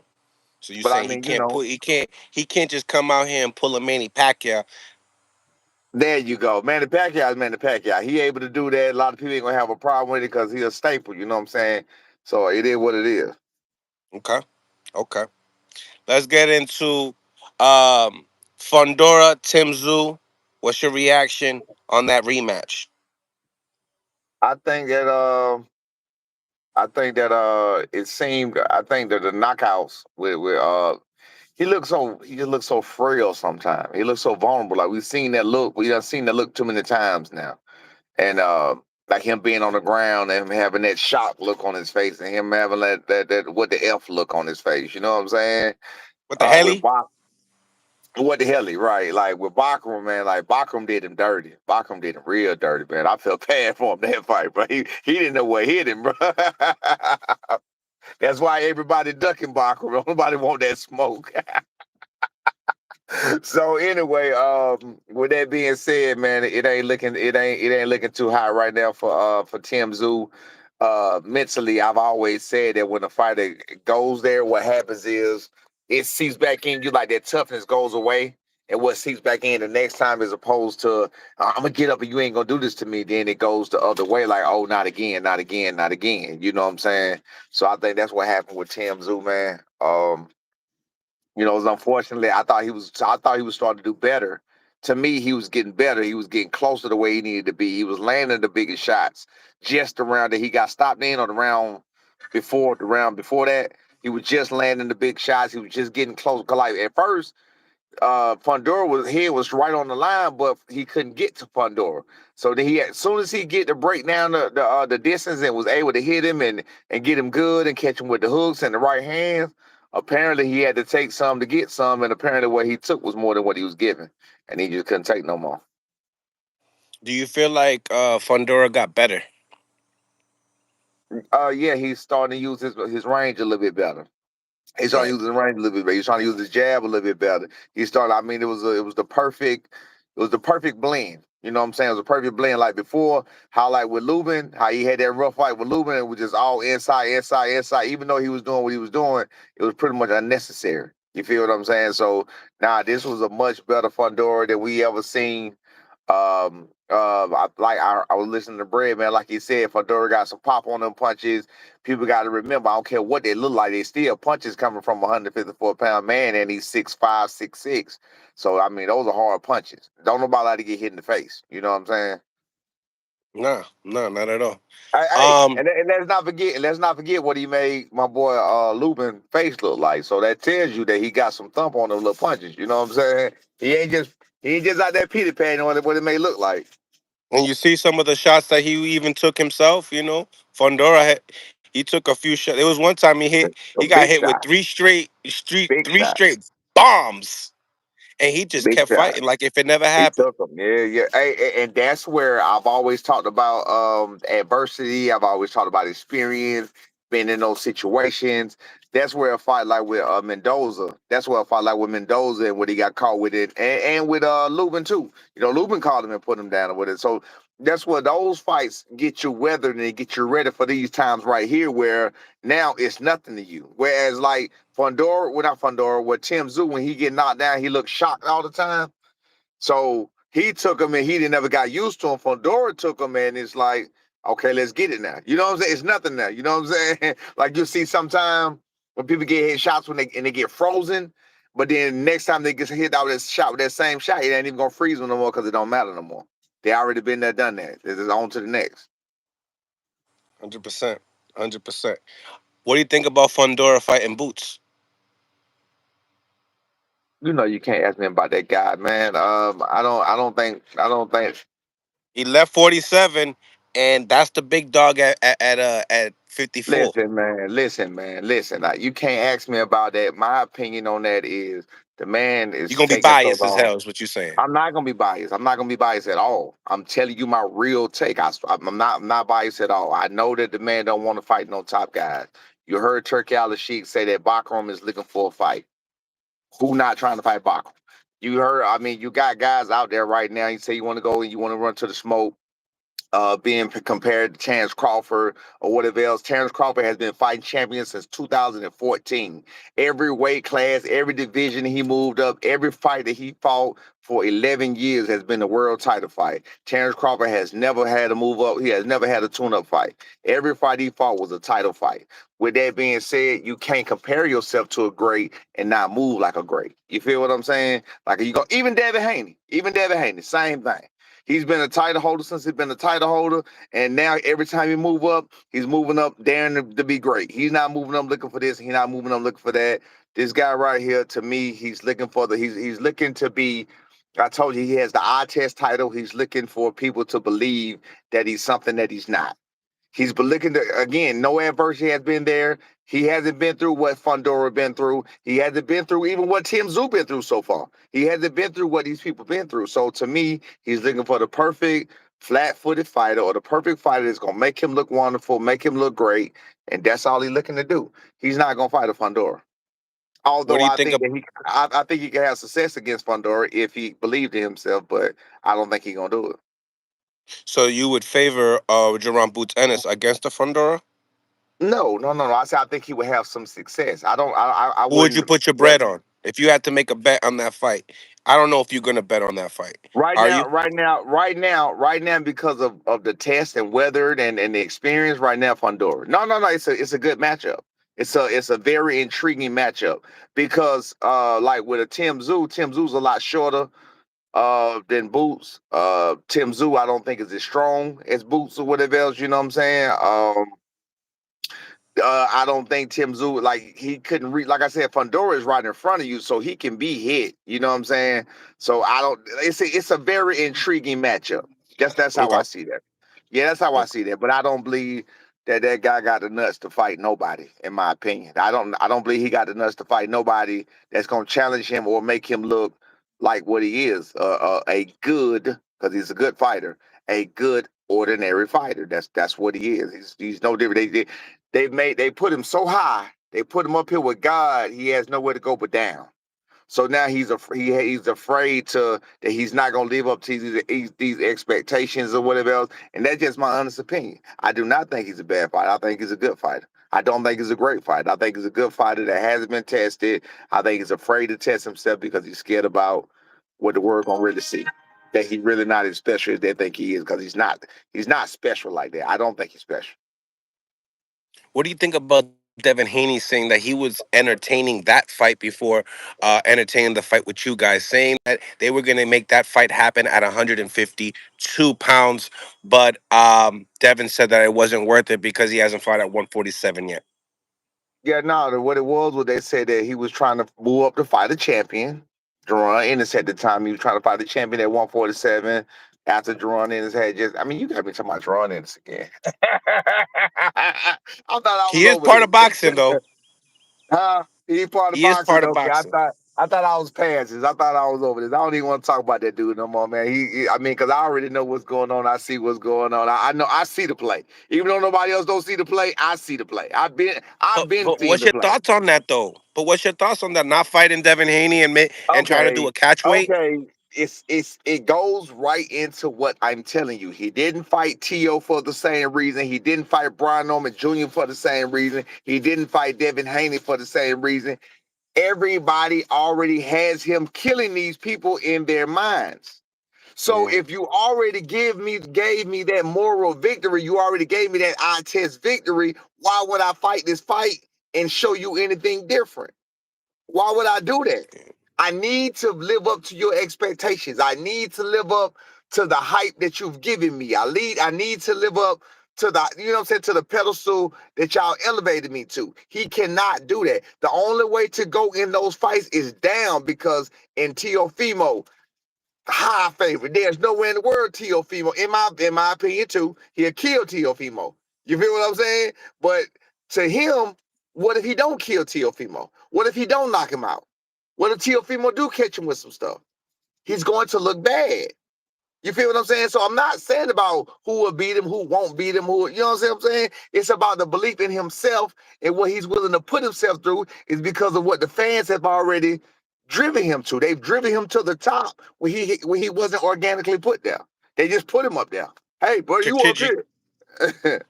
So you feel like he's strategically still being handpicked these certain fights, so that way he doesn't. He still possesses to look like a monster while Yes, still yes, developing.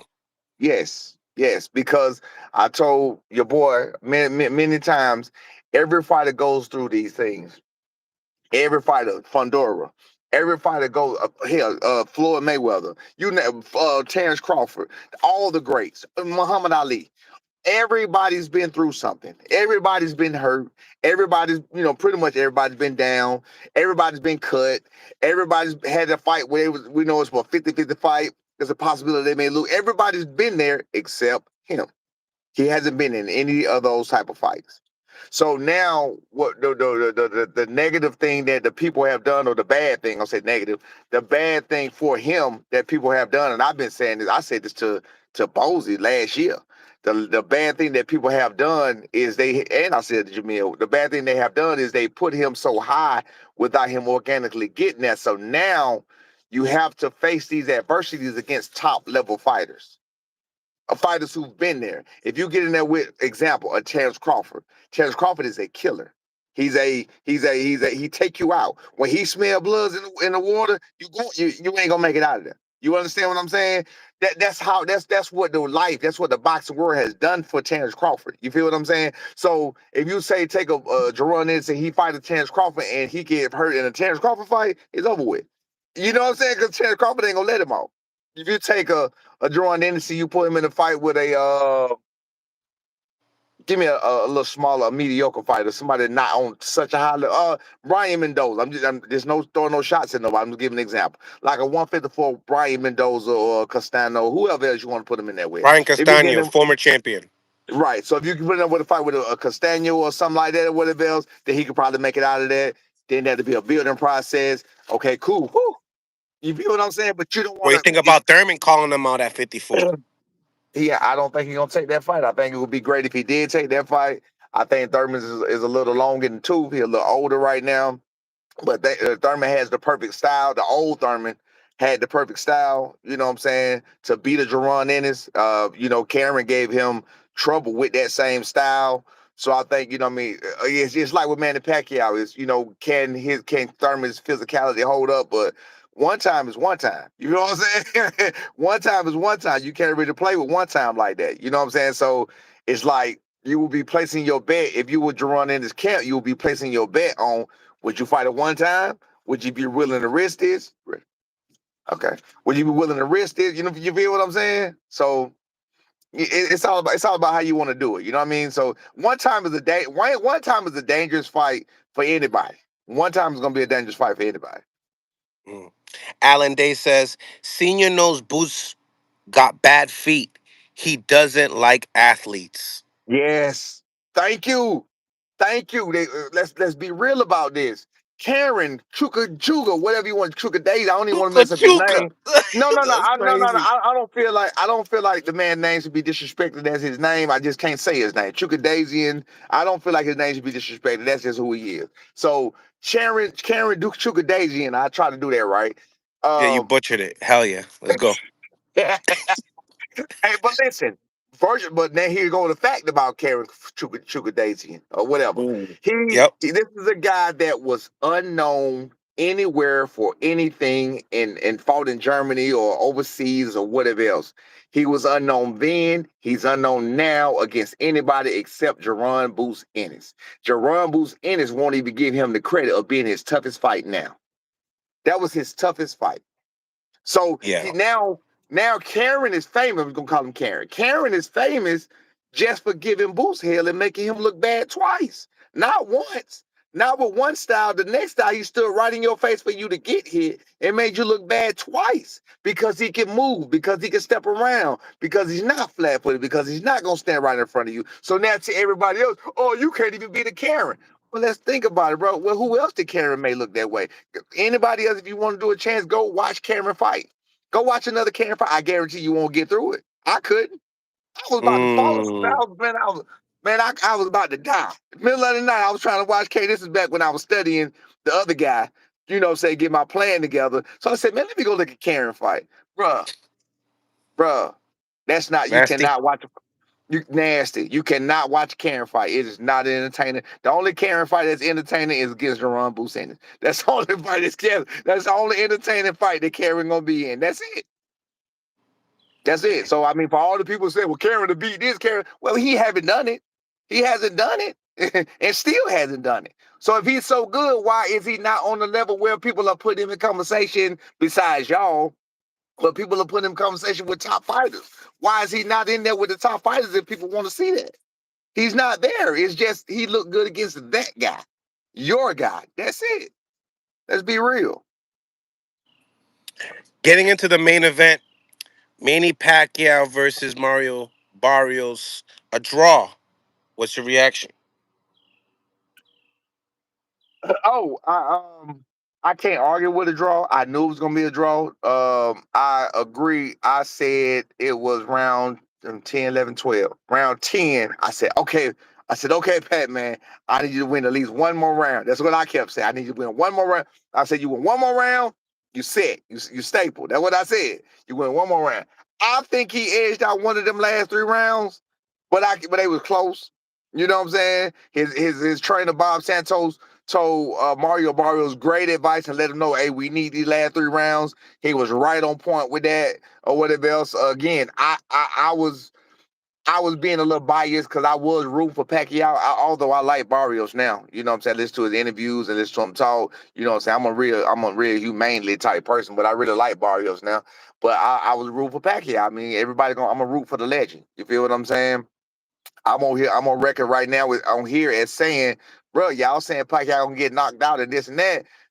The old Pacquiao, Barrios is the perfect style. Margarito, like look at what you're looking at. Barrios, the way Barrios fight is the perfect style for a Manny Pacquiao fight. You feel what I'm saying? I don't think I heard Breadman on here too. I don't want to see the fight again, and I don't think that Pacquiao make it out of the next fight. I don't want to see it again. I don't want Pacquiao to get hurt. I don't think he'll. I don't. I think now that we saw if Barrios got enough at his corner with Bob Santos seemed to be very smart. I don't think Pacquiao make it out of the next one though. Mm. They Do you body, feel like body, body, do you- body shot. Simple as that. so? Also, you think Barrios finish if he gets the job done in the Yeah, I rematch? think. Yeah, because I mean, I mean, you old when you are. You know, me and Pacquiao the exact same age. Pacquiao a little bit older than me. He like a couple of months older, like 6 months older than me.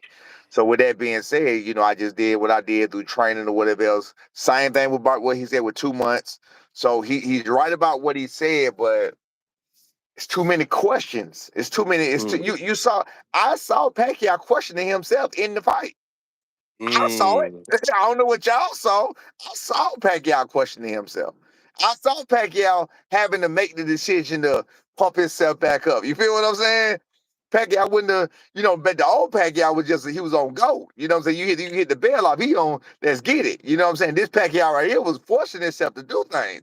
He was forcing, he knew what he needed to do. You know how Pacquiao still rounds at the end? He Yep. known for still. Yeah, he was trying to Once he force hears himself. that 30 second the He 30 second. hit that 10-second bell. Yeah, right. So I mean, he was trying to force himself to do things or whatever. You know what I'm saying? So with that being said, hey man, I just don't want to see him do it again. I don't want to see him get hurt. Unfortunately, fighters don't know what's best for ourselves a lot of times or whatever else, and that's why you always see fighters when they go out, they usually go out on the losing end of the stick. Yeah. Damn, nasty work. Allen Day with the 2 piece. Boots would have stayed at 47 for Barrios. Then he gave you the emoji like this. Absolutely. Yeah, no, I come, man. He definitely, if he would have got that Barrios fight, he would have stayed with Nasty. Barrios. He would have stayed with Barrios. Let's keep it real. Let's keep it a bean. Barrios is the perfect style for Boots. He definitely would have stayed for Barrios. Definitely. Hey, B Relly 16. Thank you for the 5 piece. Tell Norman Sr. the Haney voice is in full effect over there. They're all over Where? there hating like mother, saying you guys banded the knee instead of the respect. Okay, then see, now my son really told me not to say too much about that, but I'm gonna say this. With that being said, we was caught between the rock and the hard place. Personally, I thought my son should have just like, man, forget y'all. Okay, first of all, let me explain a breakdown real quick, real simple breakdown, which I try to do, and I know it's never simple for people because for people who don't want to understand, but this is gonna say for the logical people who want to hear this. In per the terms of Turkey Al Sheik, the man who's calling the shots, the man who put the fight on, the man who's paying us these multi-million dollars. That's the Haneys and the Normans. This per him, 8 weeks worth of VADA testing. 8 weeks worth of VADA testing. Not Devin Haney, Bill Haney and Devin Haney, they're the team. Devin Haney Promotions, Bill Haney, Devin Haney, they were the ones that were fearful. They are the ones that are afraid. They asked for extra testing. We agreed to extra testing. In fact, we agreed to double the 8 weeks. We agreed to 16 weeks. 16 weeks of testing. My son is going on vacation next week. All my son asked is, hey, well, we can start when I come back.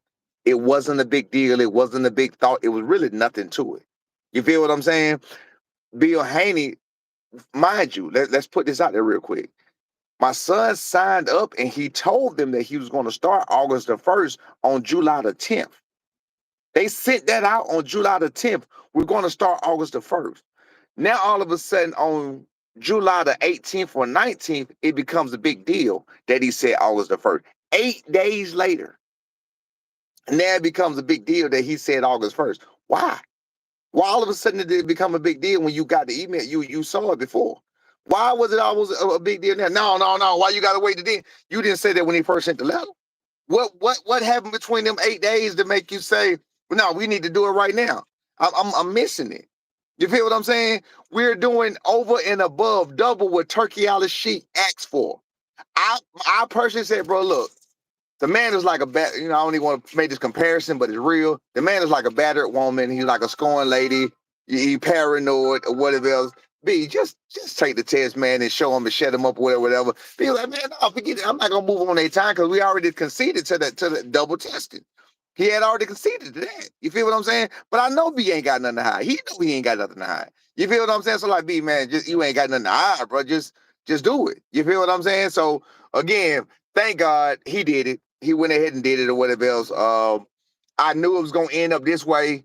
It's not about bending the knee or nothing else. It's just that some of the people, it was a no-win situation because some people gonna say, oh, you had to go get cleaned up. So those people who saying he had to go get cleaned up, are you apologizing now? Are those people apologizing now that he did not go get cleaned up, that he haven't even went on vacation, that he signed up before, just like he said, because it wasn't a big deal, and we told y'all it wasn't a big deal? Are those people apologizing now? No. Now they're saying, see, he been it just like we knew he would. It was a moral. It was a penis measuring contest, shall I say? That's all it was. That's all it was. It was just a piss. Okay, it was a piss measuring. You feel what I'm saying? Who could piss the furthest? That's all it was. That's all it was. It was nothing. So for the people who think it was something, who it seems suspicious, are you apologizing now that Brian Norman signed up? Do you think different now that Brian Norman signed up? You feel what I'm saying? No, these were the people. These were the people who already did not like Brian Norman from the start, waiting in the dark, waiting in the hate, you know what I'm saying, waiting in the silent, looking for anything to latch on to negative against Brian Norman Jr. and to multiply it and capitalize it. But again, he ain't got nothing to hide. It's a like I keep saying, it's a compliment to say he's on PEDs. That's a compliment to say he's on PEDs, and then you go come out the other side of your mouth and say he ain't fought nobody, he ain't knocked out nobody. So why is he on PEDs then? He doing exactly what he was supposed to do, right? Make up your mind. But it's all good though. He signed up, fight on. It is what it is. But Bill Haney, what you got to say now? What you got next, Bill? What kind of games you got next to play, Bill? Bill, come back, Bill. Come back. Yeah, come on back, Bill. What you got now? What you got Come now? back. You got anything else you want to say, Bill? Come back. What is it? You got any other excuses tonight, Roy? You know what I'm talking about? What you got now, Bill? You feel me? Bill, we have some questions over here, Bill. Come All on right, we down. got questions over here. Yeah, what was the big deal, Bill? What's wrong? But then what was crazy is I knew it was games too, is because again, why is it such a big deal for Brian Norman? Nobody else. So Nobody this is else. my question. This is my question to you, and this is one of my questions to Bill when he decides to come on over. Why Yeah, Jose Ramirez don't get the same yeah. treatment? Why Brian Norman got to get this treatment? Look, according to Devin Haney, he ain't knocked out nobody. He ain't beat nobody. He ain't did nothing. So what's the I'm confused about why Brian Norman got to get that treatment. You feel me? Mm, So now for mm. him to sign up, everybody else apologize, bow down. You feel what I'm saying? For the ones who was talking that trash, for the other ones who told us that we should have stood our ground, it is what it is. You know what I'm saying? Because we ain't got nothing to hide. You know, like I said, they some battered women. They some battered women, and you know sometimes you gotta rub the head or pat the back, or you kind of gotta baby them alone. You feel what I'm saying? So if that's what y'all need to do to get babied alone, we gonna do that. We know the fans we gotta baby them along too. You know what I'm saying? So we know his little girly fans that were looking for anything to hold on to. We gotta baby y'all along too. You feel me? Do y'all have anything else to say? Mm. Apologize. So, how much voluntary testing did you guys agree to, and Hey, what's on double, on contract as well? double. Contract is only 8 weeks. We agreed to double. So, We you agreed guys to agreed to double. 16. We agreed to 16, and then he wanted 18. He wanted two more. Like what's the difference? Mm. Make no sense. It made no sense. does that get you? Does that get you thinking a little bit? Like, why the extra voluntary, No, extra no, no, days? no, no, no, no, no, no. Why It even? don't. Why even say that the fight's in jeopardy? No, If no. the 2 weeks doesn't happen, It was for his fans. It was for them. That's what it was for. It was just. It was so just. this was for promotion. No, it was nerve. Not necessarily promotion. Emotion. I think it was two things. It was for nervous energy. I think. Mm, I think it's okay. very nervous. I think he's very scared. Um, and I think that was just for his fans to latch onto to put some negative press out there against Brian Norman. That's all it was. It was Okay. to put negative. Okay. That he was literally. I know this for a fact. I don't know if you did. He didn't send you the because he did it to other people. He didn't send you the screenshot and tell you to post that. No, no, no, no, no. He was sending people. He was sending content creators because I deal with a lot of people. He was sending content creators a post of his tweet, a picture, a screenshot of his tweet, and Yeah. told them to do it. And told them to do a video on it. Oh yeah. Do y'all hear that? Newsflash. Bill Haney, when he put out that tweet about Vada, he sent it out to content creators that he deal with, and he told them to do a news story on it. No. This is Don't before. say. This is before the yes no. This is he just put it out there just to. It was a smear campaign. Nasty It's work. games he's playing. He got to remember. I know people too, Bill. I know people mess with me too, Bill. They gonna tell me. I know what's going on, Bill. Bill calling around. He listen to me. He's scraping the bottom. He's scraping the fence. He calling around trying to get phone calls. People who sparred us. Seeing if they got videos of sparring us. Uh, like I said, putting content creators on notice. Say, look, I need you to do a story about this, and ask why he won't take the test. Or no, not even why he won't, because the first story wasn't about why he won't. It was the question. I can't remember which one he sent out. It was the last one he just did, but that was the day he was telling us to do it now, and not August the 1st. The one where he said that why are we requesting to do it August the 1st? Mind you, that was known July the 10th, Bill. Why you not telling everybody the truth? Why you not telling everybody that's not even in the contract, Bill? Tell everybody what's in the term sheet. You feel me? Mind you, I'm learning this late because I had no clue about what was going on. I had no clue because VADA testing was nothing to talk about. Drug testing was nothing to worry about. It was nothing to shed light on. Why was this not shed light on with Jose Ramirez, Bill? Why did you not shed light on this with nobody else, Bill? Why just Brian Norman Jr.? What are we talking about, Bill? You feel me? He's scared, man. He's It's a a scared. respect thing. They know that you're a better. You guys are more competitive. You guys are more According of to a threat. according to Devin, we not. According to Devin, we not. According to Devin fans, we not. What elite fighter he fought? Name 3 elite fighters he fought. Name this that he fought. And who did he do that against? So what's the worry? Well, if you Mm. truly believe what you're saying, if y'all truly believe this is for the Devin Haney fans, because I know Bill ain't gonna answer.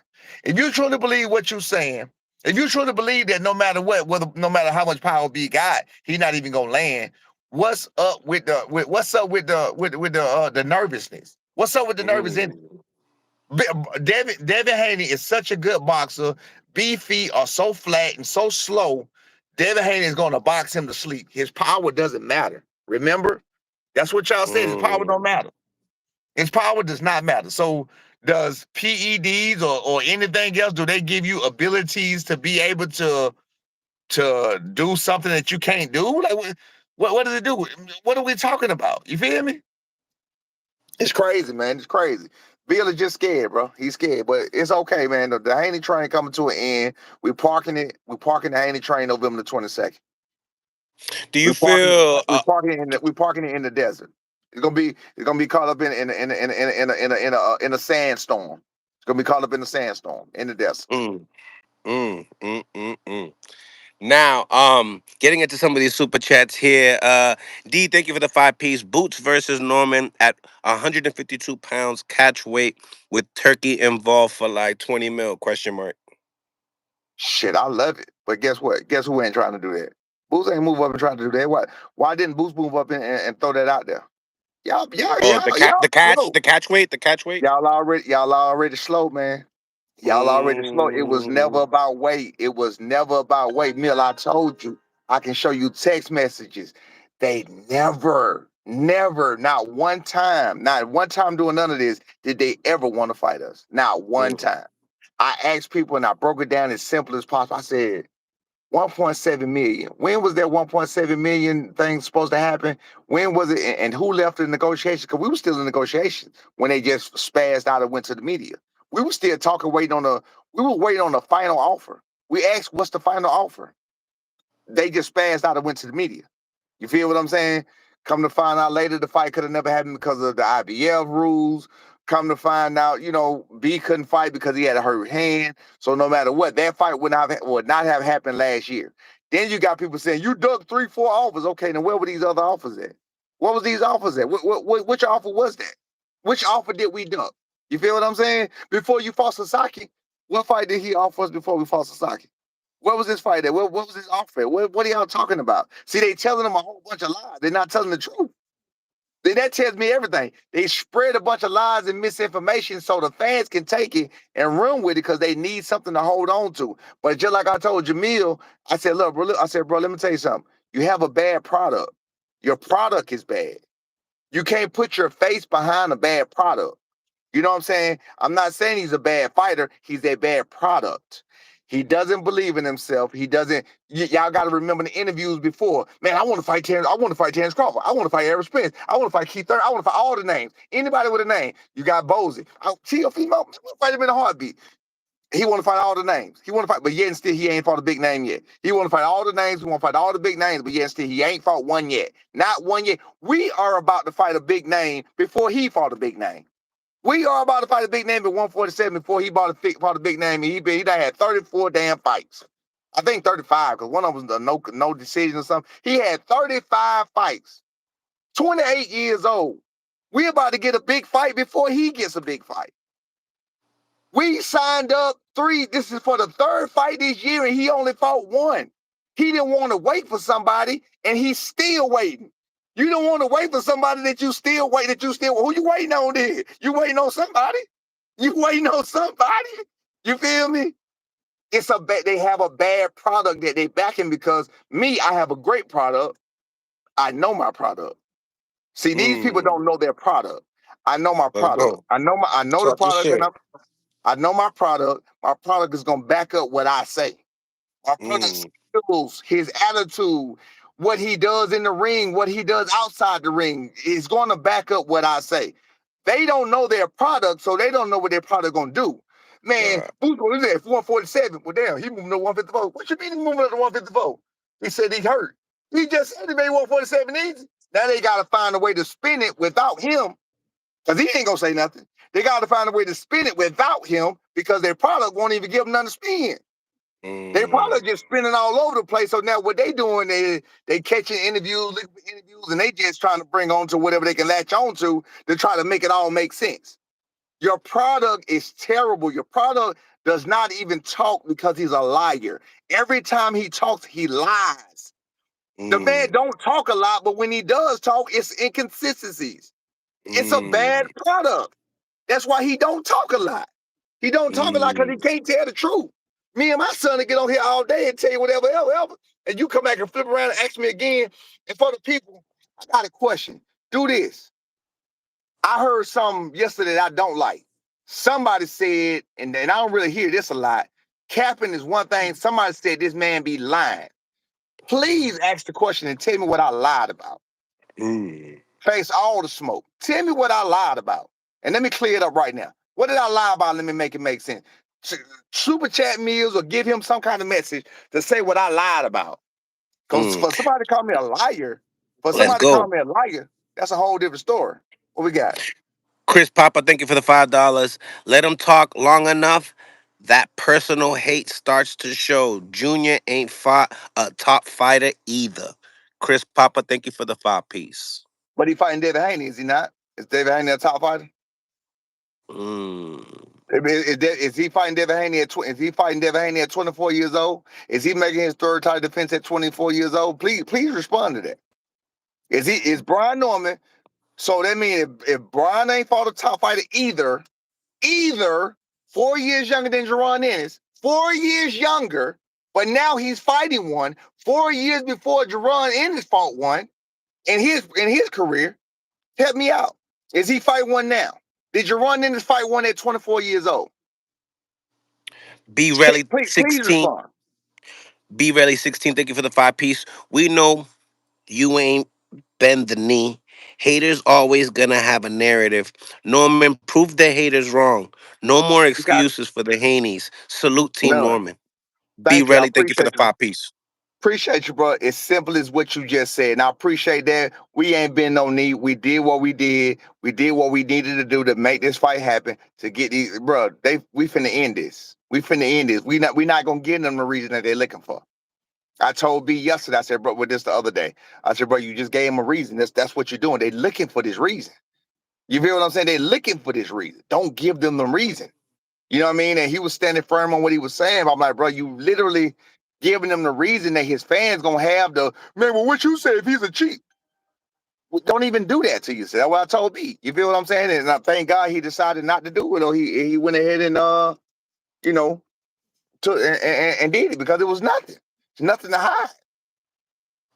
Smash the like button. We got over 412 people on the live. I want to know. I Let's want to know. No, no, get us to no. If 200 likes. I see, I want to know if I seen on two things. I seen on two things where somebody specifically said this guy be lying, Mm. lying.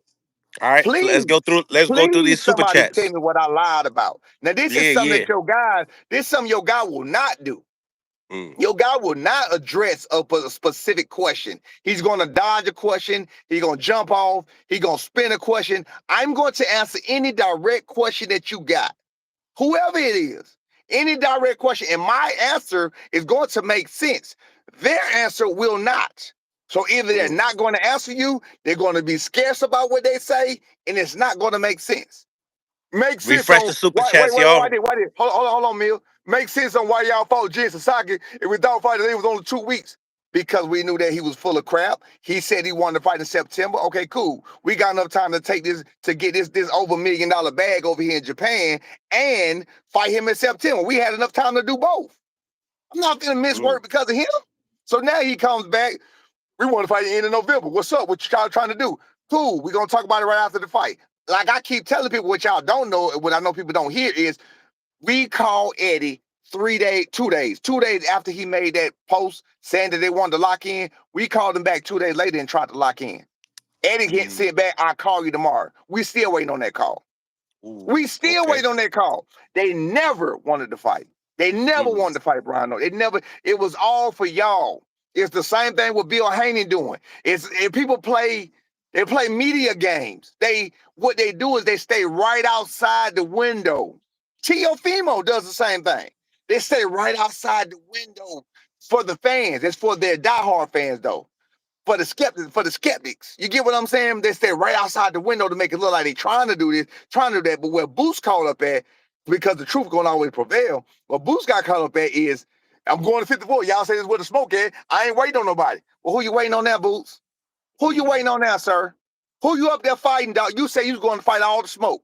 Who you going to fight? You just got busted out, said you were looking for a tune-up fight. Who you going to fight? You talking about you going to beat Terrence Crawford? Terrence Crawford ain't looking for no tune-ups. Terrence Crawford looking for the best. Don't compare yourself to the best and not fight the best.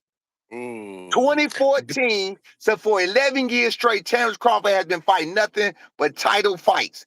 Go look through BoxRec, go look through Fight Facts, go look through whatever you want to look through. From 2014, Terrence Crawford, the one that y'all comparing this man to, has fought nothing but champions. He was younger than Jaron Ennis doing that same thing. And he had less fights.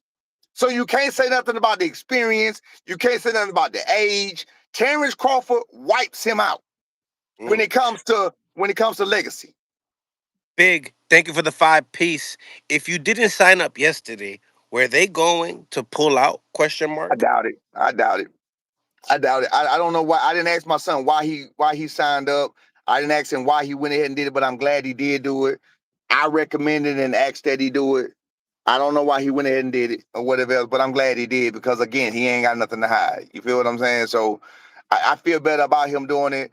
Um, I think that you heard what Turkey said, that he was having bad luck with finding Haney a fight and everything else. And we were going by what Turkey requested as far as the 8 weeks, and we were doubling that for the Haney's comfort for 16 weeks. So we were going above and beyond what Turkey was asking. So with us going above and beyond already what Turkey was asking, I can't see Bill Haney going back to Turkey after he did all this work for him, saying, "Hey man, they won't give us 2 extra weeks." I can't see him doing that. You feel me? So that's my opinion. I don't think the fight would have got canceled at all. He wouldn't have been able to do. I think he would have been scared and ran with a narrative or something like that or whatever else, which I didn't want him to do. But now he can't do it. Brian signed up as soon as y'all said it. It's like I said on the boxing boards. I was like, listen, I'm trying to understand why everything that comes out and every question, because I didn't know a lot about Vada, every question is sent directly to the media instead of straight to us. You feel me? The first one, Devin Haney is enrolled in VADA. Let's see how long it takes for Norman to flex that same energy. That was a tweet that was put out. Not putting in the tweet that Brian Norman agreed to VADA per term contract. He did agree to VADA. You feel what I'm saying? That was his way of getting VADA, getting B on extra testing. That was just to put out for the fact. See, he's not telling y'all the truth. That's how these people use the media and spin it. These people are acting like they want to do something. They're acting like they want to be, but they're not. They're playing y'all. They're playing on y'all, and they know a lot of y'all are ignorant to a lot of things, and it's not by your fault, because, again, I'm ignorant to a lot of things. I was ignorant to all the things and the details of all, so I know you're going to be ignorant to it. You feel what I'm saying? I'm just getting up on it myself. So I know y'all going to be just getting up on it, but when you hear drug tests, what you mean? Why y'all want to take a drug test? It's more to it than that. You feel what I'm saying? It ain't no why y'all don't want to take a drug test. We don't mind taking the drug test. That's not a problem. My son was going on vacation. He didn't want to be bothered with boxing while he was on vacation. Simple. Who wants to be bothered with work while you're out of work? But y'all got it. He gonna be out the country. They know exactly where he gonna be at. We good. Everything good to go. Blind Faith, thank you for the 5 piece on the Cash App. Appreciate you, man. Milsey, stand on this fight if Devin falls through. What do you think about that? I love a stay on this fight, but the problem with the stay on this fight is he's coming off a loss. How much weight is that gonna hold? Right, And you say if Devin fight fall through, Senyona's fight ain't gonna pay what Devin fight paying. right, right, So I right. mean, when you hear that kind of money, you're gonna kind of want that kind of money. You know what I'm saying? Mm-hmm. Mm-hmm. I Chris understand. Pop. Listening to the numbers, I'm gonna be real with you. Listening to the numbers, I understand. I understand. Again, you don't know till you get there. I understand. That's how it's like. Once you make this amount of, once you do this, you take nothing less than this. You feel what I'm saying? So I understand how Mm-hmm. I go now. I understand how I go now. That's the appetite. That's how the greed set in. It's like when you hear these numbers like 1.7. I ain't gonna lie to you. Even though we ain't got the bag that he giving for Devin Haney, 1.7 sounds so low right now when I listen to it. So when I see 1. Y'all turn that when I see y'all turn that 1.7, I can't do nothing but laugh. Now I don't even respond. I just like 1.7. What is that? You feel what I'm saying? So now, because now in my mind, I'm like, it should have been a lot more while you playing. You feel what I'm saying? Compared to what we getting paid right now for Devin Haney, a non-champion. You feel what I'm saying? People wasn't understanding what that fight was. We was telling y'all that it's not about the person, it's about what the fight was worth. The fight was worth more than $1.7 million. You feel what I'm saying? This Devin Haney fight and the Jin Sasaki fight, what we got paid for was proof that the actual fight itself was worth more money. You feel me? So 1.7 sounds so little, and that's why Eddie wanted to lock in. You know what I'm saying? But I don't think he wanted to lock in anyway. I think he just wanted something to say because he knew we wouldn't say we'll lock in. And when we did come back and say we would lock in, Eddie was nowhere to be found. I text his dad. I called his daddy 6 times. I text his brother. I text everybody. Hey, who do we contact? That's what I text him. Who do we contact to make this so-called fight y'all say y'all want? That's what I said. Who do we contact? I asked his brother. I asked his daddy. I left a voicemail. Hey, bro, I'm confused. Y'all out here putting in the media that you want to fight. You said you want to fight at the end of the year. You just said this 2 days ago. Who do we contact to make this so-called fight y'all want? See, the bad problem for me as I'm the only one, including my son. My son won't do it either. I'm the only one out here in the yard fighting. I'm the only one out here in the yard on the media telling you what's really going on behind the scenes. His managers won't do it. Adrian ain't gonna do it. Because they're not gonna play the games that they trying to play. I play the games. You feel what I'm saying? I'm gonna expose the games. I'm gonna come out and I'm gonna show you the receipts. You feel me? I'm gonna show you the text message where I did text this person. Adrian is the one that reached out to Eddie Hearn. Eddie, I'm telling Adrian, please tell these folks and show them where you text and call Eddie Hearn where he told you to call you back. You never heard him. He was like, for what? They don't want to fight. That's what Adrian stands. They don't want to fight. What I'm gonna do that for? Because to show them how they faking. To show these fans that don't even understand this dude is a fake. How they faking. They literally faking, bro. They playing y'all. They playing y'all. The man is taking so long because he's looking for the perfect fight. Nobody's spinning this but y'all. That's it. Chris Papa, thank you for the 10-piece. Y'all about to fight a big name that's punch drunk and scared to death. Come on now. They just offered Boachuk for his first fight at 154, but y'all crying about the tuna. Oh, you said your man's a duck. You sad about it. We find a big name. We find a big name and we find a big name for more money than your man's just made. How about that? You man, why he ain't fighting Bakram? You heard Turkey say Bakram can't find a fight. Boots can't find a fight. They both champions. They both was just champions. In fact, I think Boots is still holding the WBA belt. If you go look at it, he still got the WBA belt. He ain't released that yet. So why wouldn't a champion go up there and try to fight a champion? And guess who will pay for that? Turkey out of she could pay for that, a big bag for that. He said, these fighters don't want to fight Bakram. I won't say no names. Well, last time I checked, Boots is at 154 and he's a champion. Why can't he move up and fight Bakram? Anything else you got to say, sir? Last time I checked, Bohachuk is not a champion. Bohachuk is not a champion. He's not a champion. Terrence Crawford, the one he's comparing himself to, moves up and he fights champions, not tune-ups. Errol Spence, he fought champions. The one he was calling out fought Keith Thurman. He came back because he was gone for a minute, but then when he came back, that's a tune-up because he was gone for years. Other than that, Keith Thurman fought champions. What are we talking about? The people that you were saying you wanted, the people you saying you want to compare yourself to, and you want the greats, they fight champions. What is he fighting? He's trying to look for somebody to fight. Bohachuk just Smash came off that a like button, y'all. We got over Bohachuk. 446 people on the live. Hit the like button, y'all. It's free, I promise you. Listen. Bohachuk just came off of 2 losses, arguably. He came off of 2 losses. One with Virgil, which we can argue that he won. I think he probably edged that out on Virgil, whatever else. And the other one, he lost against Mike Fox. So he just came off of 2 losses. Bohachuk just came off of 2 losses. You feel me? So what are we talking about? He just came off of 2 losses. So back-to-back losses, and you think you a flex telling me he fighting Bohachuk? Bohachuk is a bigger name than Devin Haney? Bohachuk is not a big name. You didn't even know Bohachuk's name until he fought Virgil Ortiz.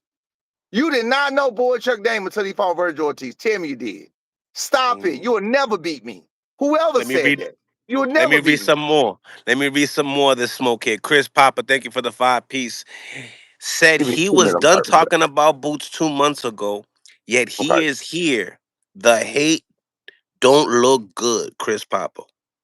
Hey, well, you know what, Chris Papa? I was asked about boxing by this host here. Mill, did you ask me about Boots? Yeah, I did. Did I say when you first asked me about Boots, I said I was gonna stop talking about him and you got me something. Did I just say that? Yeah. No. Say what I just said, because he might be late to the party. What did I say when we started talking about this? He said, I ain't trying to talk about Boots. I said I I ain't ain't trying trying to to talk talk about about him. I ain't trying to talk about Boots. And Mill City said, man, well, Boots is part of boxing. That's what Mill Yep. City said. Yep. So Yep. so The stop Mill it. City. Stop it. Don't ask me questions if you don't want my real answers. My real answers are my real answers. It's not about hate. It's about reality. Y'all live in fairy tales. I live in reality. I'm telling you the reality of what I know. And I know more than what you know. You feel what I'm saying? I know more than what you know. Now, instead of super chatting, talking about I'm hating this, why don't you give me some facts that I can disprove for you? Why don't you give me so don't hit me with watered down questions. I want the real questions. I want the ones who on here think that I lie, I cap, I'm a clown, I'm a hater. Where y'all at? Where y'all at? That's who I'm on here face to face with Mill City, and that's It's who I that want. time. It's I that got time, time. y'all. I'm It's sitting here that at time. I Zaxby's. might even get the call-ins ready to go too and all that. I'm sitting here at Zaxby's waiting for all the smoke for the ones who telling me I'm lying about anything. That's what Where I want. y'all I at? want to hear the one tell me I'm lying. Now, see, don't tell me your opinion of me lying. Tell me when I actually lie. How do I talk so fast, so much, and so often, but you can't even tell me a lie I told? That should be real easy. But your man's talk so little, so quiet, so few, and we can get time after time after time and lie after lie after lie, inconsistency after inconsistency. You can't mess with me. You can't mess with me. Oh Period. no. Mario Stevens, thank you for the My $5. dog. That's my Talk dog. that shit, B. You Talk already know. that You shit, already B. know. You already know. You already. Hey, hey, Refresh the super chats. Let's go. Mario. You know how I'm coming, man. I'm nothing but a truth teller. They hate it. Everybody hates the truth. Nobody likes to hear the truth when the truth ain't what they want to believe. Nobody likes to hear the truth when it's not what they want to believe. That's it. Oh, I got another. My man Blind Faith, thank you for the Cash App, brother. Ask Senior what's the next 4 to 5 hit list for 2005/2006. I can't say, man, because it's like this. I'm on here saying this too. It changes so fast. It changes so fast. Like we fighting on the turkey card now. I can imagine. My imagination is that Brian is exactly the type of fighter that Turkey likes. He's not a fighter that runs. He's a fighter that engages. He's a fighter that gives you nothing but action. He's a fighter that's trying to get down and dirty. And I know that Turkey like good fights like that. So with that being said, I would imagine that if Brian Norman, well, when Brian Norman go out there and do what he does and what he's supposed to do in his Devin Haney fight, he'll be on his radar, and then there'll probably be whatever he asking for. And I think it will be a big bag, you know what I'm saying? But I don't know who gonna be what, because after this fight, who was I trying? Who was I thinking about? Oh, I wanted Rohan Polanco or your boy, Rashid Ellis. I'm on record as saying that too. But I knew, you know what I'm saying, I didn't realize how that was gonna play out for a homecoming fight. But I didn't realize how it's gonna play out. But fortunately slash unfortunately, fortunately for us, as far as financially wise, unfortunately slash for the boxing world, or us diehard boxing fans down here in the chat and on Mill City and on the Boxing Voice and Coach Malachi, us down here in the chat where we out here on the YouTube streets really getting down and dirty. Unfortunately for us, the fighters that those fights like that, they don't make sense to the wider scheme of things. You know what I'm saying? They just don't make Yeah. sense. Nah, I hear you on that. I hear you on that. Right. We got the call-ins ready to go, guys. If you guys want to call in on Mill City Boxing on Instagram, you're more than welcome to do so right now. We taking all smoke right now. We got the one and Also, only, the legendary Corey Spinks on the live. What's going on, Corey? I see you. What's up with you? I got my man Brian Norman Sr. on the live with us. And we know we talking that boxing. In that order. Listen, man, now I have you here, I want to get your thoughts. What do you think about Bill Haney asking for additional drug testing, specifically VADA? It was a signed contract for 8 weeks. The Normans decided to do 16 weeks and also adding another 2 more weeks on top of it while Brian Norman Jr. is on vacation. What's your thoughts on Bill Haney and the additional VADA testing for this fight? That shows 18 weeks. That shows nervousness. Nervousness? Yeah, it's like what he think y'all doing something wrong? Come on, man. it's crazy. It's crazy, man. Don't make sense, man. But you know what? You know what? You know what? You know what? If I was you guys, I'd do it. Just to prove him wrong. So he won't have nothing to say. That's what we I did. do it. That's why I said. Yeah, that's what I said. They agreed to it. They Yeah, agreed to it. yeah. I'm glad B did it. B wasn't gonna do it. B wasn't gonna do it, but I'm glad he agreed to it. I'm just like what my man just said. I'm like, bro, we ain't got nothing to hide. So man, just Go on and sign up. It ain't no big deal. You know what I'm saying? But it's all good. He just he trying to like stir up some controversy. You know what I'm saying? Just to be like, if your son knocked him out, you know what I'm saying? Then he'll have something to fall back onto. Right. A pillow? Yeah, A that's pillow? exactly A what it comforter? is. Yeah, he's snoring. Oh, Right. nasty work. I got my man Chris Papa on the live, man. Appreciate the donations, man. Call in right here. What's going on? Yeah, man. What's up, man? It's cracking. What's up, man?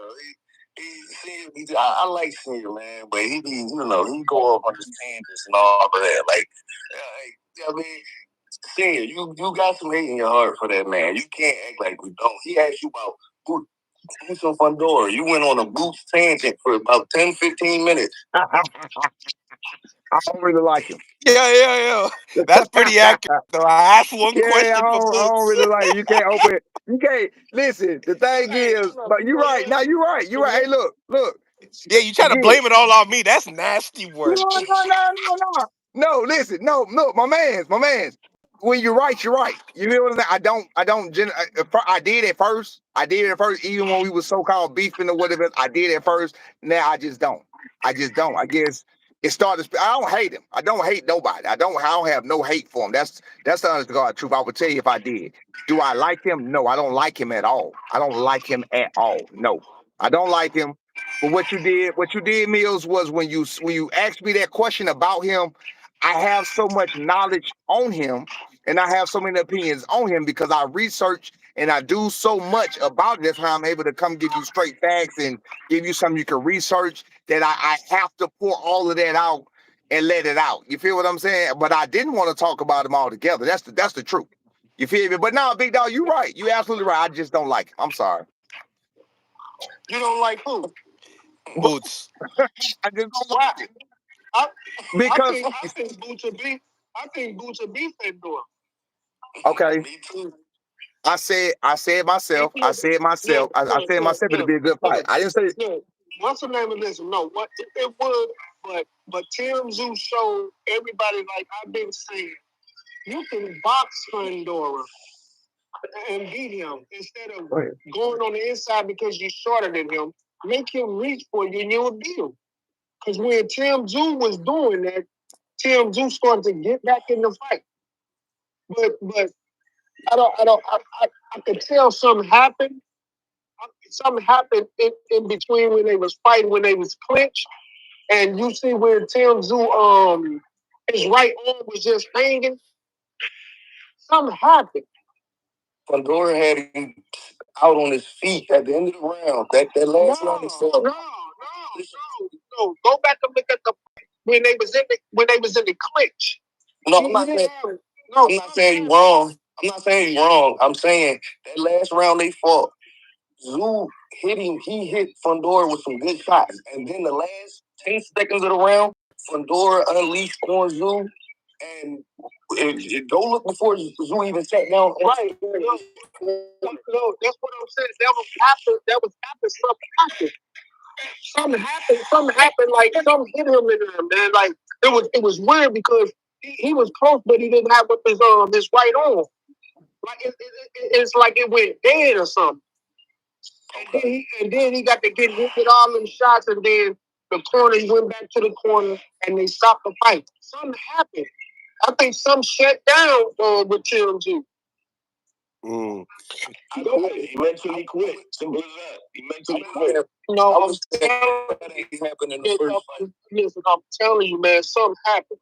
Yeah, he mentally quit. No, it ain't that he mentally quit. Something happened. I'm telling you, it ain't. Wait, but go back and look at that round. Listen, go back and look at that round, man. Something happened. But back to the point at hand, Boots ain't beating no one. He's gonna be ducking for his life. So it don't matter. Boots is a certified duck. So he ain't gonna beat nobody. He ain't fighting. Let's just keep it a buck. All right. HLD, hold on. Before we get this into a real hardcore debate, Chris Papa, people in the comments, they're saying, what did Senior lie about? So I never said Senior was a liar. I didn't call Senior a liar. Okay.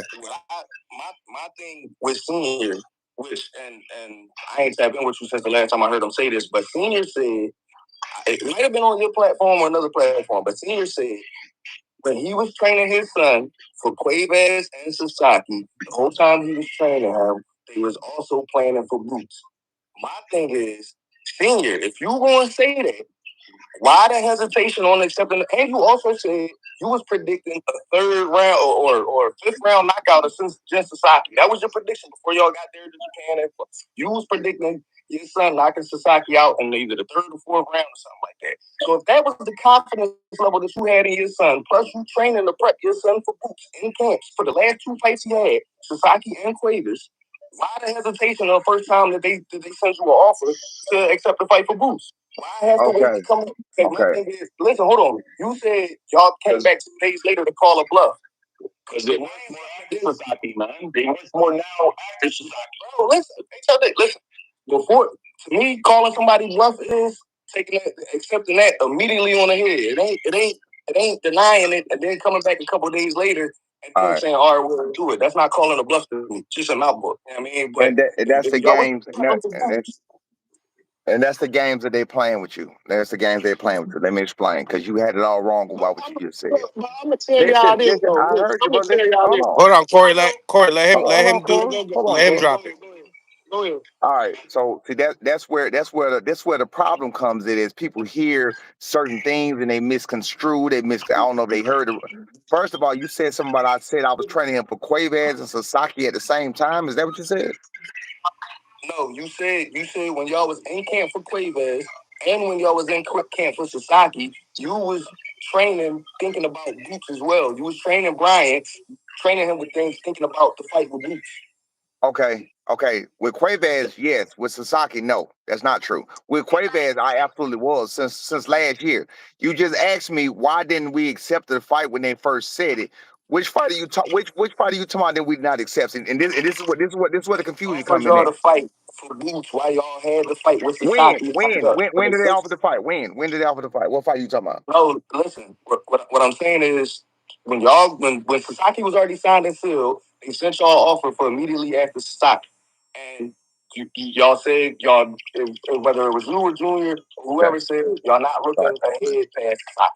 Okay. I understand that. All right.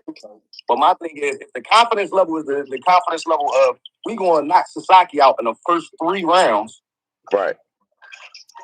All right. Right. So why don't you ask this question? I'm gonna answer that question, but then I want you to know why are you not questioning this other thing? Okay, they're trying to do a fight. Do you know when they wanted that fight at? Do you know when they wanted that fight to happen? No, from what I hear is September, something, August, September, October, something like that. So my question to you is, and I can answer the other question. My question to you is, they said September. No, they didn't even say September. They said October, November, December. That's what they said. But here it is. It was still July or June, not July, June. It was still June. He's saying he can't even make the weight no more. So why are you not questioning that? Why are you not questioning? Why did you ask for a fight for November, October, December when you know you can't even make the weight now? When you know you went to this mystery doctor now that told you was performing at 30%. Why are you not asking that question? And I can give you the answer. The answer is he know he really, really, really wanted that smoke. What's your answer? What's your answer, Chris? Honestly, in my opinion, and listen, I ain't in nobody's camp. I don't know nobody or nothing. I'm a fan of boxing. I mean, ain't no bias like that. But my thing is, my opinion from the outside looking in, what I see is y'all can't. Lamont couldn't make weight no more, bro. He has performance issues. He's on Tszyu and the Normans, bro. Y'all can't force the man. Listen, y'all can't force the man. They got the 2 belts. That's the lineal champ in the ring. Wait a minute. What goes on? But wait a minute. What would be forcing when they asked us? They asked us for this fight. How would we be forcing him to do anything? What are you talking about? Yeah, you didn't answer Senior's question. No, what I'm saying is, if they send y'all the offer and y'all say we ain't gonna do it, and then 2 days later or whatever, y'all come back around. You can't control when somebody want to walk away from the table. Okay, no.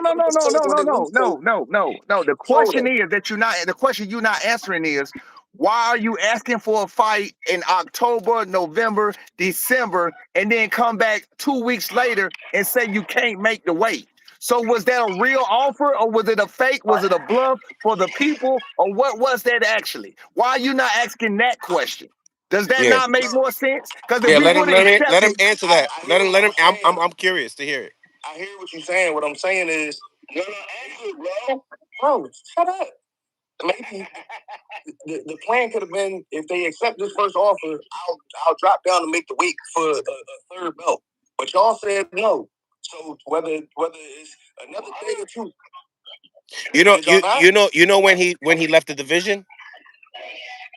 he just left the division what, a week or two ago. He left the division the day the before the day, fight of the day Sasaki. before my son fight, the day. The day before. That's when he made the announcement. That's not June 18th, man. At least the IBF. Listen, listen, Mill. When you got a guy like this that refuses, he's like a girlfriend. I'm being real with you, big dog. You like a girlfriend that's defending her man. Listen, bro. You like a girlfriend that's defending her man. You refuse to listen. You refuse to listen to the facts. The man is saying the doctor told him he performing at 30%. The doctor told him he performing at 30%. Right? But you made an offer to a guy for the end of the year and then come back and say, I just can't make it. I just can't make it. Now, in one of those YSM interviews that I'm sure you listening to, hey man, not one time in one of those YSM interviews that I'm sure you listen to, did he say, man, I wanted to make the Norman fight for the end of the year, but he didn't want to smoke. And he didn't say none of what you saying. You saying that for him. And that's what the problem is. Y'all make these excuses for him. That's the problem. You're doing it for him. Do Y'all you have feel a bad do you product. feel that? You have a bad product. Do you feel that, Chris? Hold on, somebody was calling. I'm sorry. Now you feel what Senior's saying, that it's like you defending him. I hear it. Why are you defending him like that? That's what he wants to know. Yeah, he's not saying anything. Are you not really, you kind of moving around the whole thing? Because I don't know why Senior's saying though. Are you accepting Yeah. this? Senior explaining it to you. So like you said, you're telling Senior why you walked away from the table. Your man left the whole division. He walked out of the whole division, and and Norman still has a title. You know what I'm saying? So how do the Normans look in this situation, and how do the Boots camp look in this situation? What do you think? After hearing all the fights possibly could have been, Boots could be taking a fight right about now by plenty of people. I mean, what's your thoughts on the whole aspect of it today? My thoughts on the whole aspect of it today right now is 147 is the Norman. That's like right now 147 is the Norman. So who's 54? Is it Fundora's? At 54, just like I said in the joint, what's the name? People talking about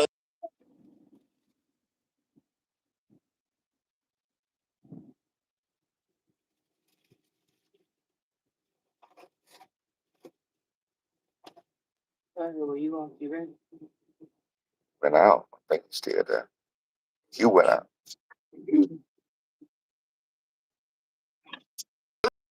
like Boots think about you for.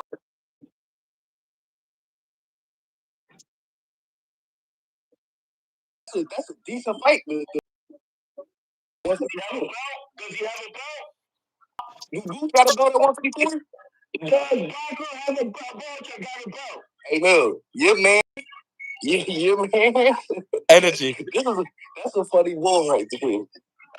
Boychek don't have a belt, is what he's saying. Boychek don't have a belt. Listen, tell him to talk to his man Tszyu and get to apologizing and all of that.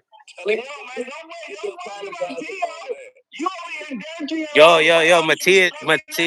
Yo, Matias had Teal looking kind of scared. I ain't gonna lie. You heard? Yo, he got under his skin, bro. Coming fat. Yo, Teal didn't look too comfortable when Matias was there. I ain't gonna lie. He's looking like a schoolgirl putting my knee. Look at him giggling.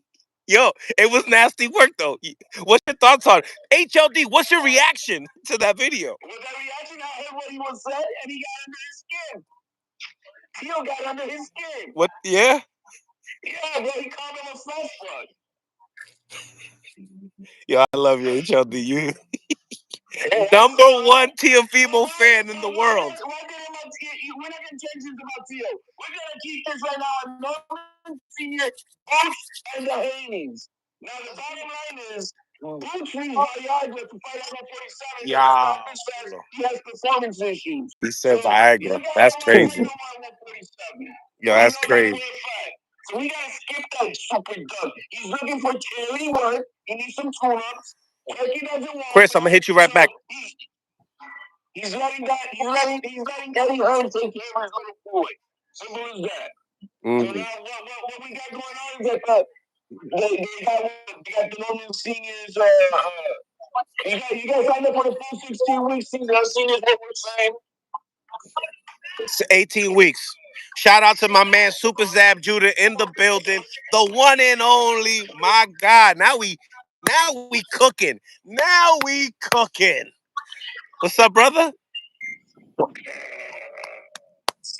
We here, baby. We talking that boxing talk. We got Corey. We got Senior on the live. We got over 400 people on the YouTube. What's going on, Soup? How we feeling? What do you think about the fights yesterday? I mean, what's going on? What we got? Oh, we talking. What up, we talking man? that talk. What we talking about? Senior said, "What's up?" What's up, Senior? It's my guy. Yeah. What's happening? You already know, Corey. What up, Corey? What's up with you, my guy? You know everything. Oh, my guy. My guy. It's my guy. I know. We cooking, baby. We cooking. Hey, it's been some exciting boxing going on though, man. Boxing is back, guys. Hey, for the last 2 weeks, man, it's been on fire. Fire. Word. Every week. Every week. So, Soup, you seen what fights were you able to see yesterday? Yesterday. So we seen. Wait, what fights was on again? We had Matchroom. We had PBC, Mario Barrios, and Manny Pacquiao. You know that. That was. I'm sorry. I'm just 2,000 blunts later. Got it. Understood. Understood. What you think about Tszyu and Fundora? That Coleman. That was a fucking fight. Talk to me. That was a good fight. Yo, come on, man. He closed the show like he supposed to. Show like how he supposed to. Hey, listen, man. I was saying something happened to Tim, man, in the clinch. Like it's almost like yeah, Corey, like it's called the uppercuts. It's called No, uppercuts. I'm saying like it's like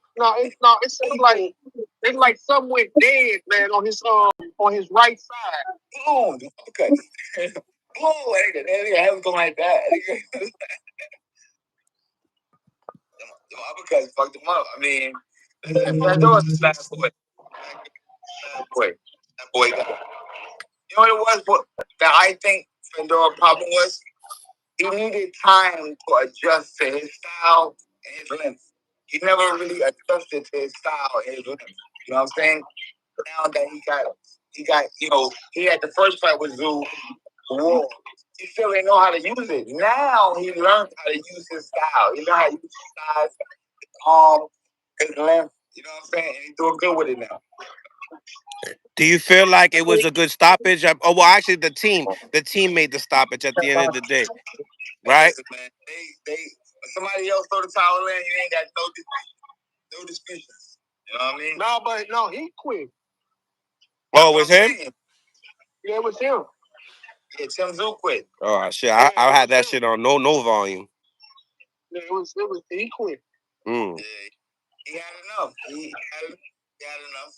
He started to realize, like, you know what? I'd rather go out on my shield, go out on my pockets. Yeah, I said the same thing earlier. That he just mentally quit. Yeah. Nothing wrong. I mean, we know what's up. He's been through wars. No, man. You good. Listen. I think old boy ruined him even more. Oh. The dude that knocked him out ruined him even more. Yeah, Fundora. No, not Fundora. After Fundora whooped. The dude that knocked him out. You talking about Backward? Yeah. That dude. Yeah. Backward messed him up. Oh, that ruined him. You ain't see that fight? Oh man. Oh. He did him bad, man. Dirtiness. I'm talking about bad, bro. Like Tszyu when and his daddy was there. To me, Tszyu always. I mean, he was a very tough, durable guy, but he always lacked defense. Look, man. This dude made him look like a straight bomb, man. Yeah, he always lacked defense, and you know what I'm saying. I'm talking about dude got the whooping him like as soon as the fight started, bro. I'm talking about made him look so bad, man. That's his daddy that was his first time at his fight. At one of his fights, man, he got did bad, man. He didn't make it. Wait a minute, that was his daddy's first time coming to his fight? Yes. Damn. Man, he got did so wrong, bro. I'm talking about I think it only went like 3 or 4 rounds. I think his pops went to his last fight. I'm talking about no, when he got Oh yeah. You're right. Yeah, that was his first one he ever came to. Yo, Mills, you spinning, Mills. You spinning. I'm spinning. Yeah. You're not even on YouTube no more. It's over you. Oh no. I just we good. Watching, bro. You spinning though. I'm spinning on Instagram, right? You're not, but there you go. Now you're not back. I'm back, right? Back. We good. You summer sauce, baby. Summer sauce. What you talking about? I'm not good no more. Nah, on Instagram you're not. No. All right. Well, we good though. We all right though. We got the undisputed talent here. We good. Put some duct tape on it. Put some duct tape. So Okay, crazy fool. Take it up. Man, that's crazy. Ask Mr. Norman how he feeling. Opportunity coming up. Say how I feel. Yeah. I mean, I feel wonderful about it, man. Hey. That's Ed, right? yep. Yeah. Hey, Hold it down. I'll be back. hey, Zab, as long as your man's going to show up, I feel great. Yeah. He gonna be there? Hey, Zab, he gonna be there, Zab? I mean, listen, man. I'm pretty sure he's gonna show up. But I haven't been in talks with the team like that. But I don't know, man. I gotta feel. I mean, I don't see why he wouldn't show up. They signed up for the fight, so they gotta show up. He better show up. Hey, long as he show up, man, I feel wonderful about the opportunity, man. I feel very confident in the opportunity, man, and I feel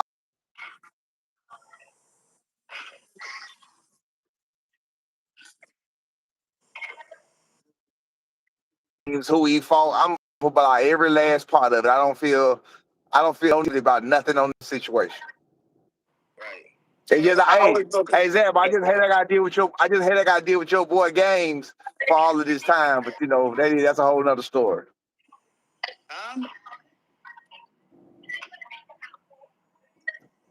You heard me? No, what he said? I said I just hate I gotta deal with your boy Games for 4 months. That's all. So you gotta deal with the Haney's games for 4 months. For 4 months. I got right.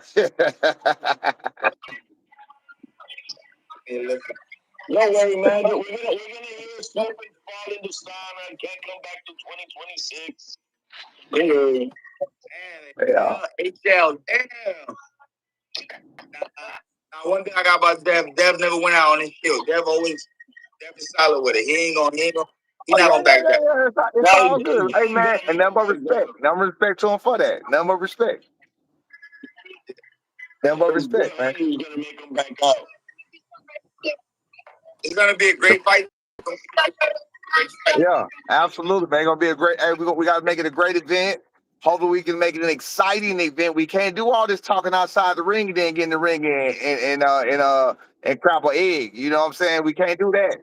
He got to get in the ring and make it do what it do. Cause Brian the assassin. He coming to do damage. So I'm telling you ahead of time. Tell your boy be ready for war. You feel me? We ain't trying to go out there. Saudi Arabia. Huh? Saudi Arabia. Saudi Arabia. We ain't trying to go out with Saudi Arabia for all these fans, and we building up all this smoke to crap an egg. We cannot do that. I would not be a part of that. I have to get in the ring myself and just swing on Bill. So where's it Hey, gonna be? hey, we got to create some excitement. Swing on Bill. You know that must see TV. And they gotta go on that long flight. Right, right, right. So yeah, we ain't That's a crapping no egg long out there. flight, man. We ain't Be crapping no beautiful. eggs. We ain't crapping no eggs out there, man. We ain't crapping no eggs, big dog. We coming for all that. We want all of that. Beautiful experience. Yeah. So when the fight's supposed to take place? November 22nd. November 22nd. Okay. Oh, that's enough. That's enough time for y'all to get At right. 24 years, hey, title defense at 24 years old. 1 year now. Third title defense, 25 to the 23rd. So third title defense. Let's keep that. Let's let all that be known now. Hey, no, this is the first fight. The first fight that Devin fought that's younger than him. That's younger than him. This is the first time Devin fights somebody that's Younger than him, hungrier. Look, younger. He got so many. Younger, stronger, hungrier, more grittier, the same size. Like, come on, bro. This is the first of everything for Devin. This is not the first of everything for B. They think it's the first. It's first for B on paper. This is for B on paper when they want to say a more skillful boxer. So again, that's one of them. That's one of them boxers we get to cross off and level that Devin is on. We're glad we in there with one of the most elite boxers per se in boxing. That's tremendous. That's magnificent for us. But that's what you should want. You know what I'm saying? Because you wanna step on that platform. You know what I'm saying? Absolutely. This is a big opportunity to be in there with one of the elites that people say that Devin is. So, you know, if you can dethrone that, that puts you in that category. How does it? Right. Absolutely. How does it feel I that? don't want to hear. Hey, look. How does it feel that people say that if Devin beats your son, he's going to be a first ballot Hall of Famer? What do you think about that? I 1,000% agree. I 1,000% agree. He won't beat my son, but I 1,000% agree. He's definitely a first ballot Hall of Fame. Nah, He is. He is. not Corey. Come on, 26 years. Hold on, Corey. Corey. No. Hey, I believe the two Hall of Famers on the live. No. It's too early for that. So 26 years old, undisputed. No, and to say That's a first lot. ballot, 3 divisions, former undisputed. it takes a lot more than that. It's still young. That's right. I mean, they're gonna be Hall of Famers once they get settled, but right now, Take it easy. They still building. Yo, man. Both of them got great resumes. Yeah. For all we know, once Devin Haney gets laid out, put to sleep, Turkey's gonna put out a tweet. He was never ready to re-out season like he did to Tszyu yesterday. You saw what he did to Tszyu? You guys see that tweet? The phone Talk going to out. us. You said Talk to something I us. can't hear. Yo, man, To me? Tszyu quit. He said, I said to you from the beginning, Tszyu does not deserve to be on the re-out season or Ring Magazine card. He can be useful as a sparring partner. Yeah, I seen that. In re-out season. Is that what Turkey gonna say about Haney? Yo, he threw him under the bus. Whoa. He do when Turkey do Tszyu. What he said? Let me repeat it again to you, Zab. This is Turkey right after the fight. I said to you from the beginning, Tszyu does not deserve to be on re-out season or Ring Magazine card. He can be useful as a sparring partner for a champion in re-out season. Crazy, dog. I think I think that Tim Talk about Tszyu extra. Talk right about now. extra. Hey, I think Tim Tszyu got one more fight. He got one more fight, or he just a gatekeeper. He just a gatekeeper now. Senior said one more fight till gatekeeper status. Hold up, they talking I mean, about. he really there. He really already there. Hold up, but everybody talking about Tim Tszyu. Look what Dubois did. Ooh. Dubois bombed it up too. What we say? Dubai didn't fold up, Corey. Dubai got folded up. I said he got bombed it up. Oh, yeah. By a wide. Yo, Soup. Soup, that right hook. Soup, that right hook. You can see it from a mile away. He made it look so easy. Yo, he swung Hey, that right hook like this. Soup. Hey, Neil. Yo. My service terrible. I'm gonna have to get you back in a little bit. All right. You already? Okay, dog. All right. Usyk called that hook. He said he hit him with Ivan. he called that punch Ivan. Yo, y'all asked Zab about the Manny Pacquiao and the Manny Pacquiao and Barrios fight? Man, I think about that fight. I really had Pacquiao winning the fight. Who won the fight, man? You had him? Pacquiao did enough to win the fight. Okay. Yeah, a lot of people are saying that, Corey. Yeah, man. It's real. You feel the same way, Soup? Yeah. You had Pacquiao. That was your prediction. Because at that age, Pacquiao did. He kept in there, man. Doing some old legs, some old body, and he stayed in there with that young boy. He stayed in there. Barrios a big boy, nothing to play with. Barrios ain't no bum. No, I think he threw combinations too. Yeah. You know, especially towards the end of the fight, you see a spurt. You see the old man spurt in Pacquiao. He just started firing them off. Firing off when Barrios' corner was trying to get him to do the same thing. But Barrios ain't doing it until like the last round a little bit. What? What's that? Yeah. Yeah, like, yo, but what do you think about like rematch of that fight though? Yeah, who wants to see that? Yeah, but that's what that's the money fight right there. I don't know, man. Soup, what you think about the rematch? Barrios is not. I never thought Barrios was anything special. The last time I watched him fight was with my old man, and my old man, he was like, "Is that a champion?" I'd rather see Floyd go ahead, come back, and run it back again with Pacquiao. They gotta run that back. They're gonna run that back. But why you gotta be Floyd? We got a man right here on the panel who could probably step up. Woo!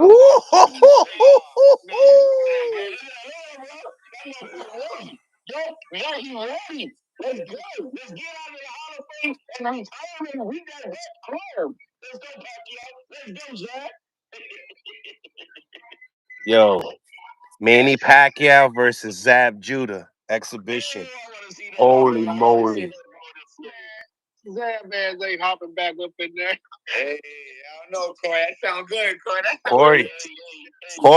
Corey, you tell Zab that he's involved in with 20 M's, and you watch him go back to that gym seriously. Watch. Let me get some of that Netflix money. I think anybody will go up in the gym for 20 M. Yeah. Shit, Corey, you get in shape right now. Hey, what do y'all think about the Carissa Shields call out with Lane? I like it. I've always said that. I've always said you give my girl 10 months, the right pay, she's going to dethrone the heavyweight champion of the world. Simple as that. 10 months? You need 10 months? She's 46. She hasn't fought since 2007. Give her 10 months. I don't listen. I think it's some, I don't know, it's something much more serious. I know that the M's look good, but I know everybody want and need more money. But Man, I don't think Layla should do it. Why not? Have you seen how she looks? Yes. Yes. You know why? You know why I say that? Because I really commend Mike Tyson. At 58 years old, that man came back and grabbed a $25 million bag off of boxing. That's phenomenal. Of course. 58? What? Where else can you go at 58 years old and get 25 million in 30 minutes? Where? Nowhere. Okay, so I mean, if Layla could come back and put it together and get a 15-cent bag. Well, my girl is in phenomenal shape. She's 6 feet tall. Weighing in right now at 195, but slim. If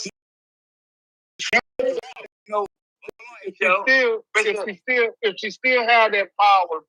But Carissa ain't no sucker though, y'all. Hold up, y'all. Carissa ain't no sucker. I just saw Carissa Shields. Listen, I'm not gonna lie. Carissa Shields is the most talented woman boxer that ever did. Yeah. I ain't putting that crown on her. You have to. No, I don't. Look at the skills she has. If you knock out, you're gonna tell me I'm gonna say that she's not talented. Hell no. Who has the skill set that she has? Yeah, we just not getting to put your skills on. We just have some of these other women that have the game to play. That's what competition on top of that. Cool. Look who Grace is from.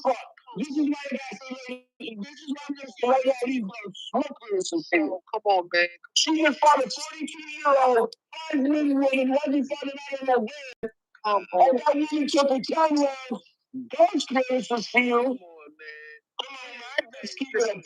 That woman and all that. Listen, we ain't talking. I think it's gonna be a good fight. It's gonna be a good fight. I think Leilani's gonna be stronger and knock her out.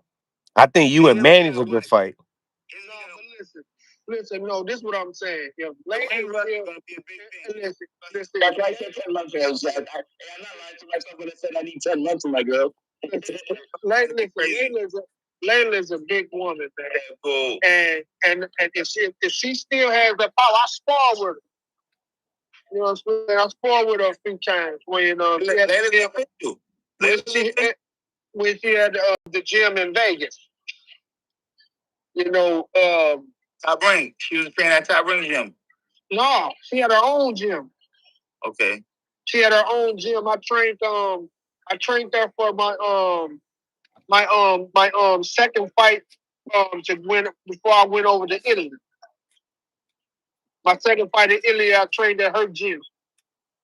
And Roger was training her then, and she was fighting the softball. So I just got in there, you know what I'm saying, made her miss and all that, tip tap. But she got a punch on her ass though. She do.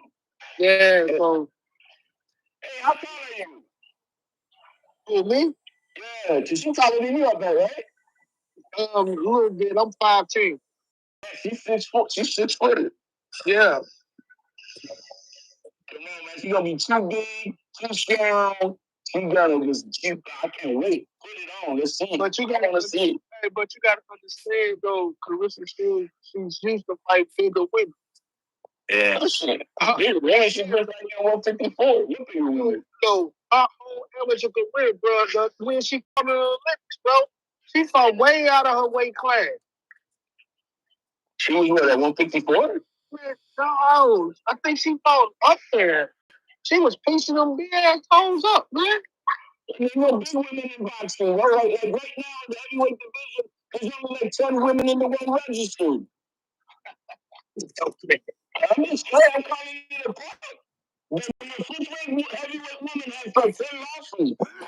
Hey, man, come on. You see, I'm bringing facts. That's why I can't tell this woman what you guys want to.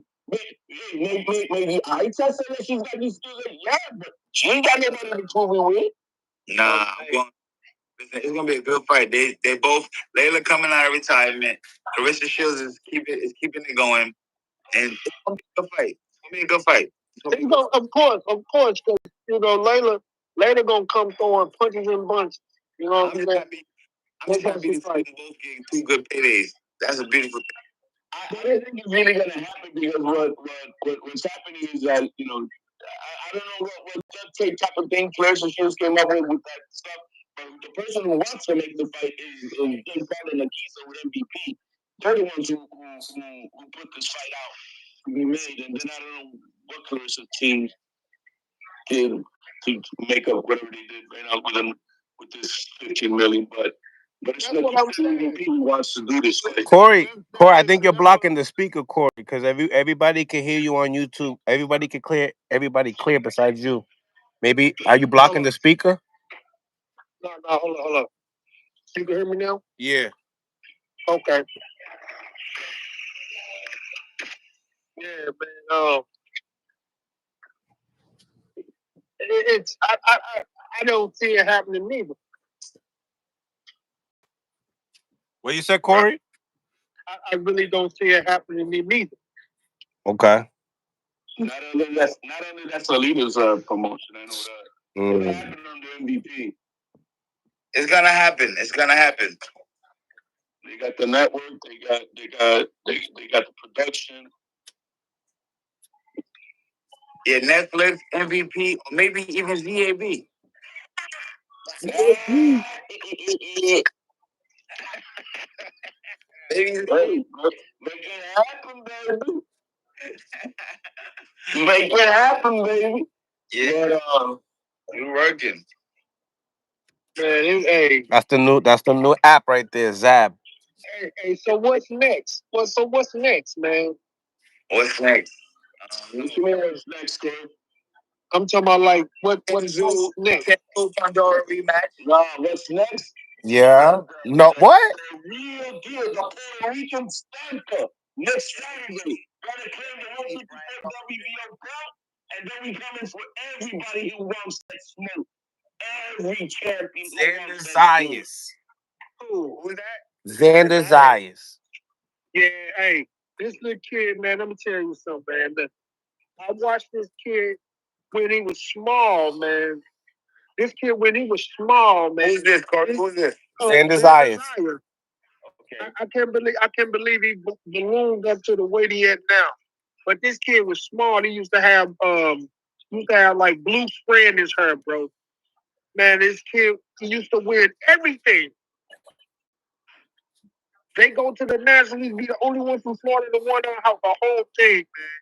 I knew this kid was gonna be special, man. Oh, that's great to hear, Corey. I like to hear these backstories. No, man, because this kid, man, he's been dedicated from ever since he was like a junior. I'm talking about, I watched this kid ever since he was like a pup, man. Yeah, this kid been winning out. He's talking shit. Man, this kid been, but he don't, he's not really a crappy talker. He's a gentleman. Yes, he's a straightforward kid, man. He's been like that ever since he was a kid, man. He's everything I like him to represent me as a Boricua. So Corey, you knowing about Xander Zayas, right? How you think he go? How you think he does with, a Fundora or a Boots? Good fight. I think he's doing terrific, man. Good fight. I think he does terrific because he has the same skill set. He has the same skill set, man. He almost 6 feet tall too, right? Yeah. He stood up next to Fundora before Fundora shot and vacated the belt. He faced him off. He's like, man, you're not that tall. And he got really strong legs. You know what I mean? Look, hey, I think he'll beat Fundora. Talk to me, Corey. Talk to me. I want to know. Hey, hold up. Matter of fact, I got him knocking Fundora out. Ouch! Corey Spinks says Xander Zayas knocks out Fundora. Wow. He's 22. Young. Hey, Zach. Hey, I mean, Zab. Hey, Zab. Hey, this kid's the truth, man. Yeah. Listen, this kid, I believe in this kid, though, man. This is what I'm going to say. This one right here, he's special, man. I don't wanna put the jacket on before he gets it. He needs to earn that title next Saturday. Once he gets that WBO world title, then I'm gonna put all that shit that he deserves. Because until then, you gotta prove it. I'm gonna do it for you. Who's fighting? I'm gonna put that jacket on for you, bro. He gonna get that title, man. He's destined to get that title, bro. This little kid ain't no loser, man. This little kid been a winner since he was a pup, bro. Hey, this is what I gotta say about him. I think today he's the most polished. Just listen to what I'm saying. He's the most polished boxer at 154 today. Boxer. Look, he's mature. He's mature. He's very mature mannered, well mannered in the ring. And he's been like that ever since a pup, bro. For real, man. I like that this kid. I like that this kid did, bro. And I like him. I like him even more now, man. Yeah, that's great to hear Pat say that. That he seen this kid from the because not too many people do talk about my young man. You know. Man, look, man. Look, I'm a witness, bro. This little motherfucker been whipping ass in since he was like a junior, bro. Like way before he was an elite. I'm talking, he was spanking them young, bro. I'm talking about real young. When he was a real pup. He was spanking them, bro. I ain't never heard this kid lose a fight. There's a reason why Top Rank made him the youngest signing of all time. Yes. Top Rank. Hey, they hurry up and snatched him, bro. I'm telling you for good reason, bro. This dude was, man, he was smacking him young, bro. You know the problem is, Corey, that in the pros, he doesn't bring that fun that people want to see, you know what I mean? The red-headed quitter. But they don't understand that he beats the shit out of everybody, though. Yes, and get him out of here. You know? And so that's the problem people have with him. You know what I mean? Man, they can say what the fuck they want, bro. I'm telling you, I believe in this kid, man. Hey, man. This kid been that kid been like that ever since he was, man, like a junior in boxing, bro. Yo, Mills, this is the Boricua we need to get up on, bro. You know, it's this kid. This kid is the truth. This kid is the truth. Hey, you can throw out, you can. I know y'all got some good ones out there, but man, you can put them in the back, bro. Put them in the back and put this dude in front, bro. I'm telling you, man. I'm telling you, man. You hear this, Soup? We're all like circling over here, I think. Oh, we all circling? I'm telling you, Mills. You gotta ride with this one, Mills. You know, I don't be on the bandwagon like. But man, Mills, this. I'm with Xander Zayas. I think he got enough. I think he got enough, especially if he win this title. I think he got enough to before he leave this to be up there with the greats, man. If he stick to this plan, man, this kid is so disciplined, man. I think he has enough tools to beat up with the greats like the Tito's and all that, man. He's getting the good stuff, the discipline. The Tito's. This kid is disciplined, like I'm telling you. He's polished. I love it. Really good for him. Very hard to beat, man. For sure. For sure. I can't wait to see him in there. This kid has no bad habits. No, his vice is the ring. Yeah. I mean, I think there's times he likes to really like sit in the pocket and break people down. And I know he don't got the pop for it at times. So I feel like he kind of like the jab is something that I feel like he's not disciplined with. You know what I mean? I think if he disciplines his jab and tries to outbox guys at 54 using that, and then time to time throw your body shot, throw that Puerto Rican from the body to the head to the right hand left hook right after type shit. But he To the head to the body. What is that? it's one of them. It's one of them combos we normally you see every Puerto Rican do it. I'm gonna tell y'all. Here comes Soup with that shit. Y'all ain't seen the best of this kid yet, man. He's only 22. And let me tell you something. No. Every kid got talent, man. Every guy that needs a ring after Xander Zayas is all effed up, bro. His entire face is busted up. He don't leave nobody looking pretty after the fight. You gotta put some respect. Like, yeah, he ain't thumping out. He got some power. He's beating the shit up. The thing is, man, I watched this kid all the way through, like his amateur career. He'd have made the Olympic team, but Top Rank snatched him before he could do that. Mm-hmm. They know what they were doing. Listen, made it. Listen, for sure he'd have made it.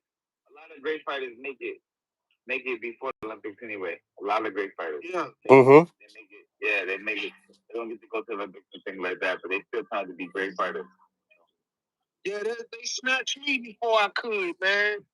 Yeah. And the last dude I fought in the Nationals from Cincinnati, he ended up making it, man. Yeah, but like I said, the Olympics, I mean, making it is good, man, but it's really a big hype. I ain't gonna lie to you, bro, but it's like, when you go to the Olympics and shit, like, Americans are not even expecting, you know what I'm saying? So it's totally different. It lost its edge. It lost its edge because back then, boy, America used to spank them. Mm-hmm. But after the '76 Olympic team, but it's always nice and an honor to to go to the Olympics. It's a good honor. It's a great thing. Yeah. 1996 was a great experience for me. No joke. Yeah. That's fire. That's fire. Yeah. But yeah, man, definitely some good fights. Yo, Soup, you want to tap in on the YouTube?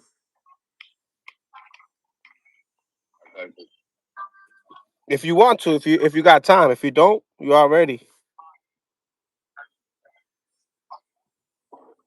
But but yeah, I'm telling you, man. I'm telling you. I definitely like the Matias going out there this weekend. You know what I mean, and really applying pressure, putting his name out there. I love that little setup with them and Teofimo Lopez, and I love the face off with Gary Antoine and Teo. I think that was lit. Hey, Mills, you really like Matias, right? I like Matias. Yeah. I think he's a monster. I think he's a monster. I know. Shoot, what you think, Soup? You can hear me? I think he froze. Somehow You froze? it's a Hold on, I'm gonna start that. I'm gonna start the Instagram over again. Hold on. Soup, you can hear me?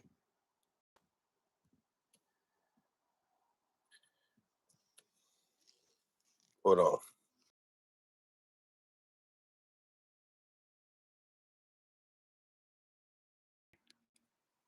I definitely want to get. Let's see. What's up, Soup? We back in action? Yeah, there you go. There you go. I can hear you now. Where? Man, I wanted to get your thoughts on some of these fights for real, bro. I really wanted to get your thoughts on these fights, man, because I'm telling you, that was a good card yesterday. That was that was a good card yesterday. But yeah, I want to run it with you, man. Let's talk first about this Tszyu and Fundora fight, bro. What you think about it?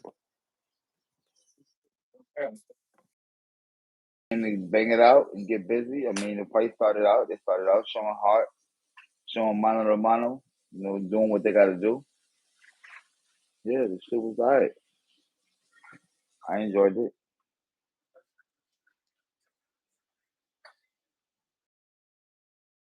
His game. A lot of people were saying that he was able to fight behind the jab a lot, but when they say when you throw a punch at the end of the punch, you land at the end of the punch. He was kind of like keeping a great distance, and being at the height that he's at. I mean, did you see that? I mean, what other things did you see in Fundora's performance that you was like, oh, he's a force to be reckoned with? Was very great. He put together the right combinations. He used his jab. And I think that in this fight, he used his distance a little better. He had good distance. He kept his distance at a good pace, and he did a good job. He did a good job. As far as me with Fundora, I like Fundora. I think he's good.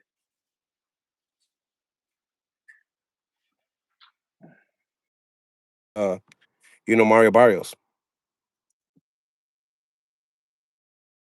You could tell at times, you know, 48 kicked in, 40, 46, 40, what was it, 46? Yep. 46 kicked in, and he started to show like he was 46. And then at times he said, you could tell he trained really hard because his conditioning took over, and he started to come back and turn back into Manny Pacquiao. You know what I mean? What did you have it as a decision? Were you okay with the draw? Do you feel like they got it right?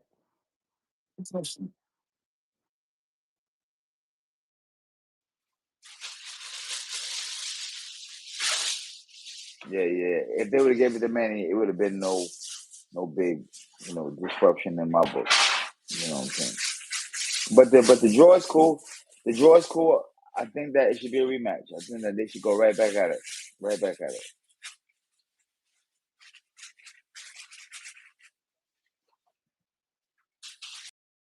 uh, Manny said something about he didn't have that much of a long training camp for this camp per se, and then obviously Mario Barrios is still has the youth coming into that rematch.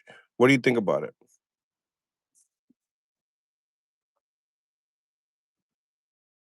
I didn't need it, and I think in a rematch we might see a different outcome. You never know.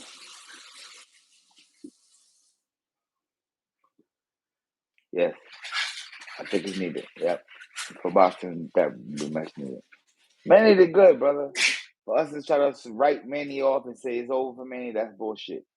That's not cool. Manny's doing good. Manny's doing good right now.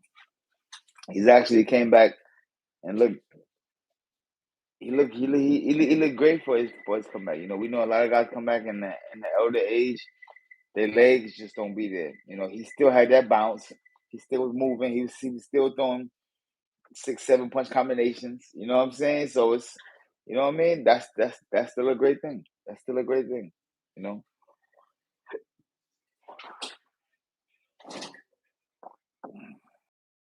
Normally runs the numbers up even more, and he said a little bit of that in the post press conference, saying he would have liked to do that more.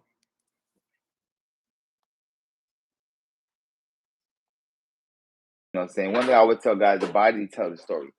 You can look at a guy's body and see whether because we all know Manny Pacquiao from before, ripped, chiseled, head to toe, ready to go. So when you don't see that same type of reflection in the body area, age or not no age, you can tell the training camp was a little bit different. You know.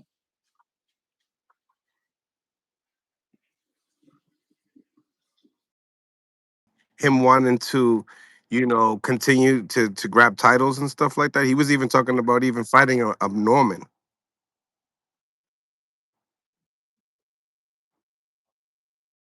Who compete the way we compete for such a long time, there is no quit in you. There is no this is my last fight. I'm getting older. No, I can still do this. Let's keep going. Let's keep going. Like most fighters, like, sad to say, fighters don't quit. They die in the ring. Sad to say, fighter. When you're a real fighter, you got real. This shit is locked in you. It's kind of hard to say, yo, that's it. You know what I'm saying? Especially when you know you can do what you can do.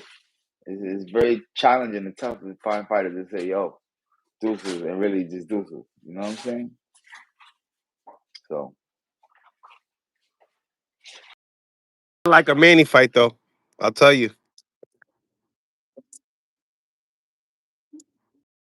Roy, look at Mike.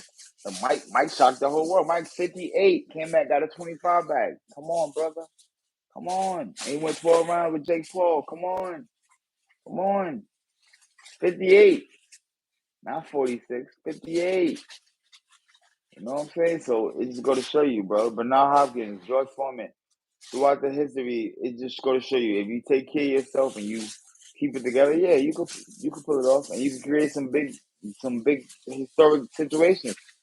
Look at George. Nobody thought George would have came back and knocked out Michael Moore and became the oldest heavyweight champ of the world.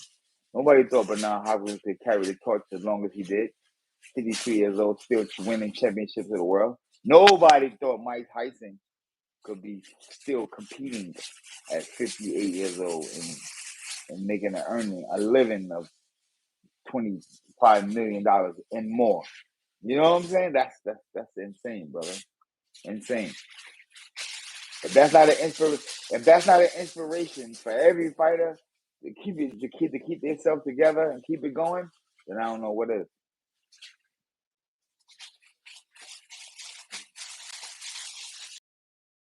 Is taking advantage of perhaps age or IQ. I'll give you an example. Shakur Stevenson wants to fight, Connor Ben, moving up two weight divisions because he believes that his skill level is just on another level. Going to get that London bag, it would be pretty much easy, but dangerous in the same time. What do you think?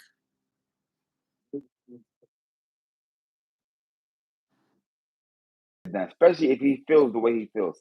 Like one thing I keep telling people: stop telling people what they're not going to do. You don't know the capability and the blessings that people have inside their bodies. You don't know. You don't know. You know what I'm saying? This young man, and he's proven it over and over and over and over again that he can go in there and get it done.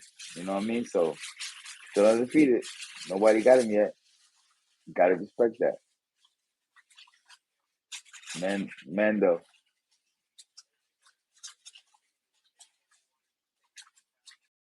He was interested in the Tank Davis fight. And, I think what Breadman was saying was like, Manny has a ceiling, right? That there's going to be guys at 135 that would want to entertain that fight because of the hype.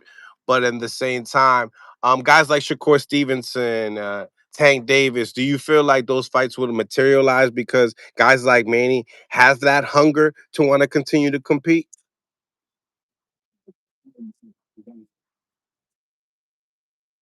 Young guys, not because of Manny. Manny he's a fighter that just wants to fight. He don't care who pops up.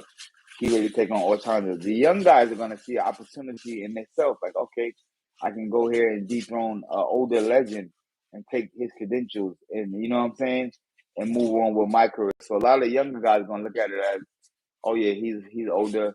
He got a lot of wear and tear. I could possibly dethrone him. You know what I'm saying? Take his legacy of what he got. He's gained a lot in the sport. He has a lot of eyeballs on him.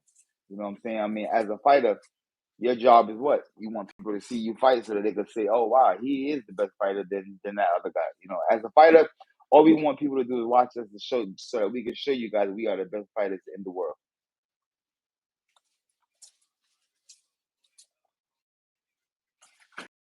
And now they're actually talking about entertaining that fight again. I mean, what do you think about that all?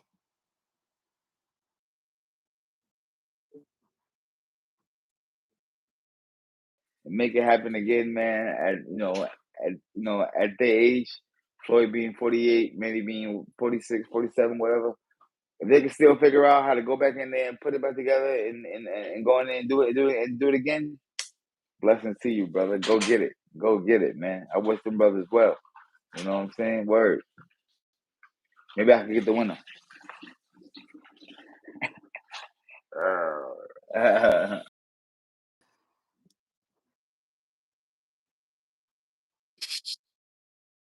You know I'm gonna get a shot.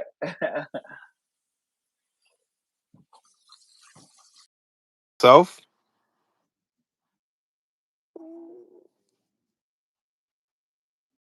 I don't turn down nothing but a collar. You know that. I've always, I've always been the one to say yeah. Plus, I love it. I love it. I love it. I love it. It's, it's not even about it. See, if you fight for the money, you can possibly get hurt. If you fighting for the love of the sport and the love of what you do, love because you love this game and you love the combat, you love the. You can also get hurt, but it's a different type of fight because you love it. So you're gonna put more passion into it. You're gonna really do the due diligence of the work to get it done. You're gonna come and do all the hard work to get your body right, get your conditioning right, because you love it. See, when you just doing it for the money, sometimes doing things for the money, you do it fast and last minute. So you might not prepare yourself to the best of your ability. So yes, you can take a chance of getting hurt because you did it just for the money. When you do it for the passion and the love, you're gonna prepare yourself. You're gonna do it. You're gonna cross all T's and dot all I's. That's what I'm talking about. Those people. Those people still at a later age because we watch people now.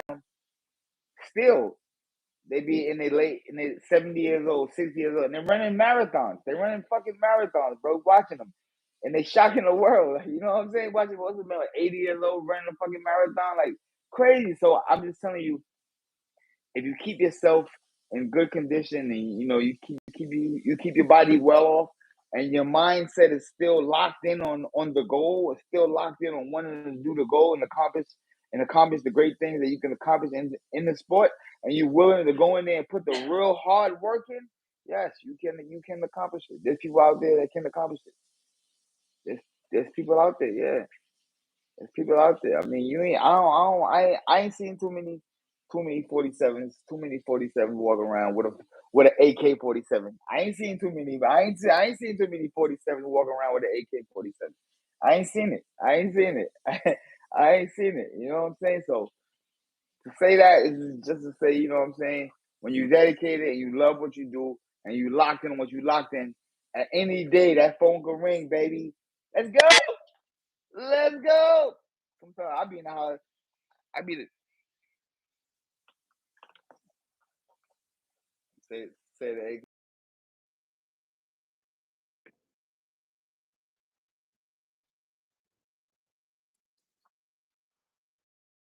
males. You know how I do. You might as well return and fight Pacquiao.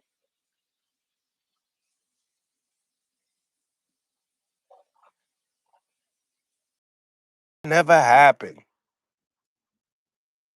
Some of the fastest southpaw. We put the two fastest southpaws of that generation. We drop them in there. Ooh, damn, headache.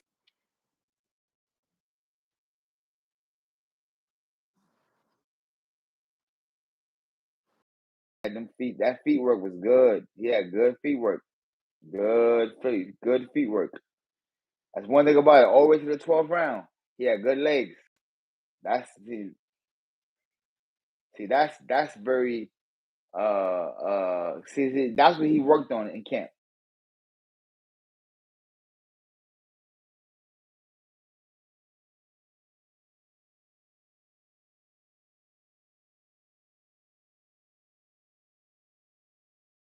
Button, yo. Soup got a call. Definitely a great live. Think he might be coming back.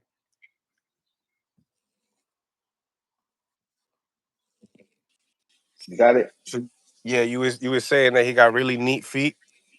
Yeah, he got. That's one of his best attributes. You know what I'm saying? He knows how to move his way around the ring. You know what I'm saying? And I think that training camp was based on conditioning himself and getting his feet right, and he did a good job. So I think now with a rematch, with him going back in and having his feet together now, Now putting the handwork together with the power, I think that we're gonna see a different kind of fight now with Manny Pacquiao moving forward. Yeah. Different kind of rematch, 100%.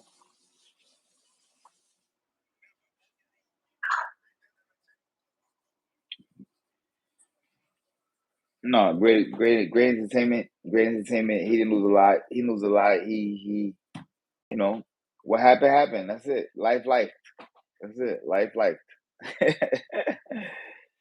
Right. Life started life. Word.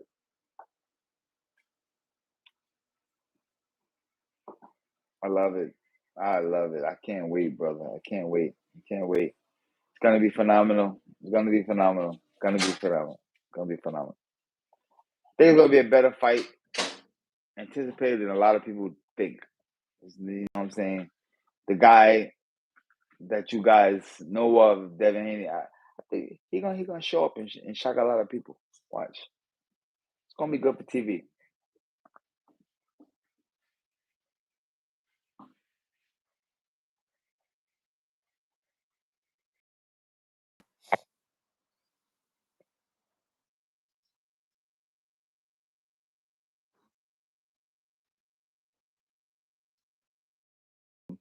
Looking for Haney to get caught. But watch, Devin has superb defense. He has superb defense. He has a very high IQ when it comes to the boxing game. You know what I mean? And I think that we already know he is one of the hardest working fighters of our generation today. There will be no stones unturned, no T's not crossed, no I's not dotted. Everything's gonna be 100% ready for Saudi Arabia. So expect to see the best Devin Haney you guys is gonna see, and that's it. But expect to see the best. Expect to see the best Brian Norman Jr. You guys are gonna see too. Brian Norman Jr. That's my guy. He's one of my favorite fighters too. He gets busy. I mean, Mills. I've been said it. I've said, yo, that kid can crack. Just that. Devin happened to be my godson. You know what I'm saying? And that's family. You know what I mean? So, but this is boxing. They gotta fight. One thing about boxing, we signed up for this. Nobody signed us up for this. Bill didn't sign Devin up for boxing. Devin signed himself up for boxing. Bill just pushed it and encouraged it. Brian Norman Jr. Brian Norman Sr. didn't sign Brian Norman Jr. up for boxing. He signed himself up, and his dad just pushed, his will. You know what I'm saying? Pushed everything that he had to come forward. You know what I'm saying? And I think it's dope. And one thing I like about this fight, you got two black fathers that are in their son's life, and they're showing and making a difference. That's fly. That's fly to me. I hope that other fathers around the world to be inspired, to be able to be there and push their offspring, push them. You know what I'm saying? Be the battery in your offspring's back. You know what I'm saying? Because that's what these kids are born into the world. They don't ask for anything. They don't even know what the hell they're coming into. Us as adults that's been here already, we know a little bit more than what the kids do. That's why it's up to us to raise the kids in the right way. You know what I mean? That's why God gave us full lives to go through trials and tribulations and then have children. Why? Everything you just went through in life, you know the answers to make your child not go through those if you're a real dad. Now, if you're a sucker and you just sitting back watching your son go through bullshit or daughter or you know what I'm saying, then that's not right. You too will be dealt with. You know what I'm saying? The most I gotta wear dealing with everybody. You know what I mean? So life on life. That's it. Word.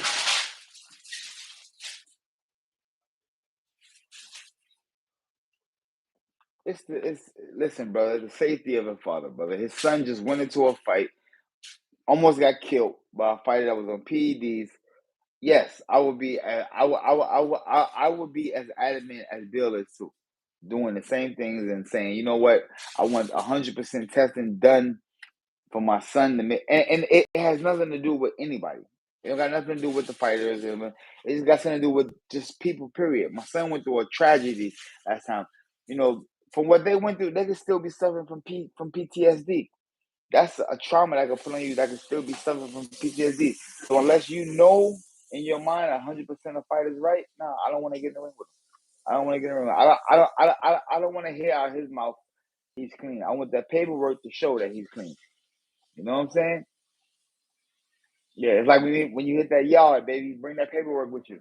We don't want to hear what you didn't tell them. Bring that work over here. Let me see that work. That paperwork don't. Men lie, women lie. That paperwork ain't lying. You know what I'm saying? We want to see what that paper say. You know what I mean? And that's no. I mean that's. I mean, I don't think there's nothing wrong with that. You know.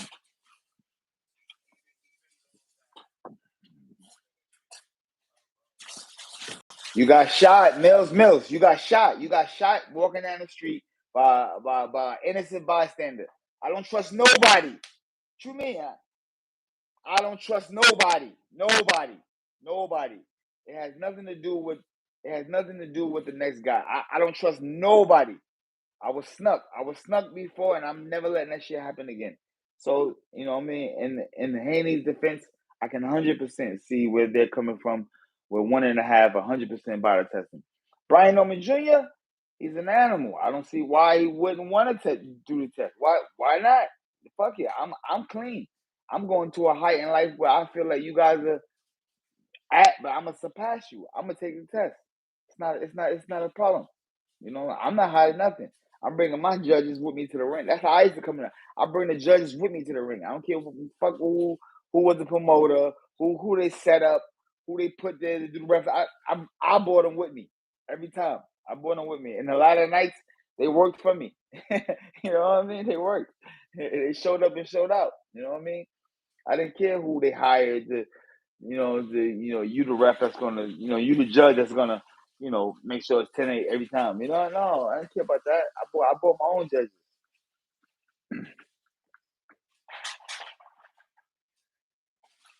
You going? You going, baby? You going? First class trip, baby. first first class. Anybody? Word. And if you think I'm lying, you go watch my fights. I fought everybody the same way. I ain't played with nobody, and it was no disrespect or no nothing to nobody, just the opponent. It's just me, just my mentality. When I know somebody coming at me and we got to fight, that's how I'm gonna carry it. Every fighter that know me, that when they fought me, yes, they didn't like me. They didn't like me. I ain't like them. They ain't like me. But now everybody can tell you, everybody, we all cool. I don't have not one fighter that I ever fought that I have a problem with in life. I don't. We all great. Why? We made history. You was a part of me with me making history. If I didn't have you, I would never make history. If you didn't have me, you'd have never made history. So it's vice versa. You know what I mean? We needed each other in order to make history. So how the hell could we be enemies? We ain't got no problem with that. I ain't got no problem with nobody.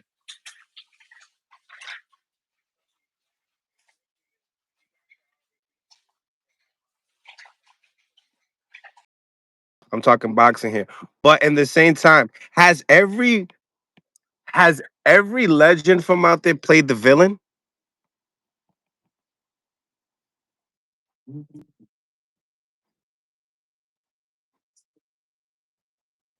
from Brooklyn?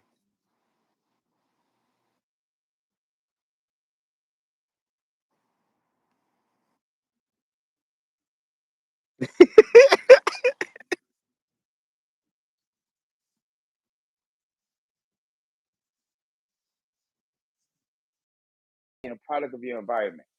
There's no way in America you can be a rose in Alaska all winter. Roses don't grow in Alaska. It's too cold. You got to be a rose in California. You know what I'm saying? So when you're in California, you're gonna adapt to the California environment. You're gonna do the California things. When you're in Alaska, you're gonna adapt to the Alaskan history and things that's around you. Am I correct? Am I right or wrong? So being a product of our environment, being raised out of me being, I can't speak for nobody else. I'm speaking for me. Being raised out of Brownsville, Brooklyn. You know what I'm saying?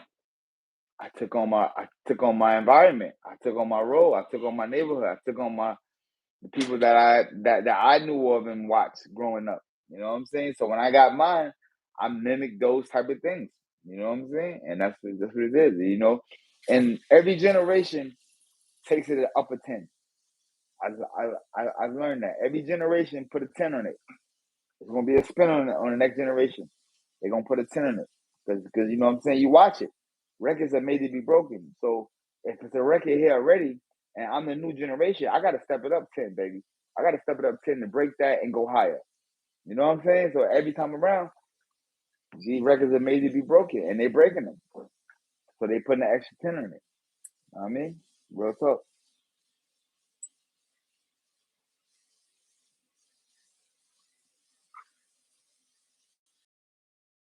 Former undisputed Super Zab Judah.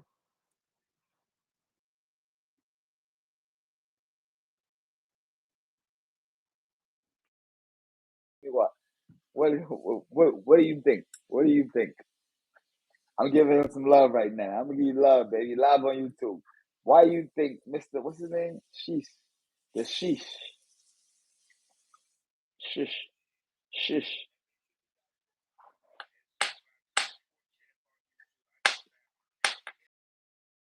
Go out your way and subscribe to the channel.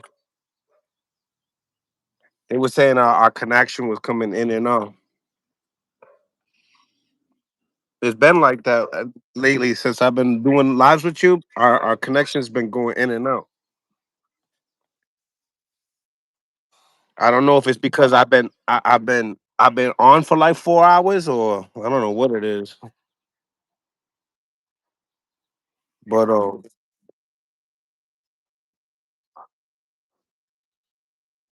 When the truth start coming out. You see it? It's like I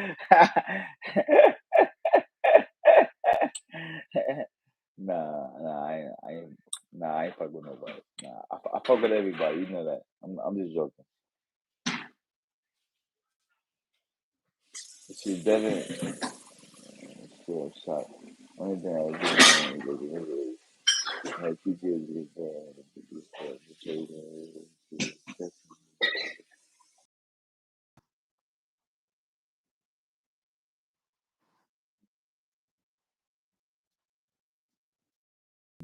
and I know what he gonna bring to the table. Watch, watch, watch. Remember, he said, nigga said, y'all Wi-Fi tap. The feds on y'all. Listen, if they want to be on us, listen, they can be down with us. It's okay. Watching is cool, baby. We don't do shit. You know what I say? If they are watching us, they practicing. They just practicing and they wasting money because this is not it. Not us. Not us. And they're too late. It came in too late. It's too late. I already fixed my brain up, my mind, and say, no, not me, baby. Not super. I ain't with that. No. Kosher. Both of y'all.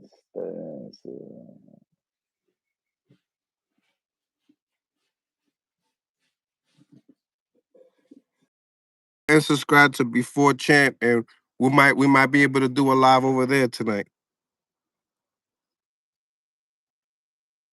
We'll get it cracking. Go ahead.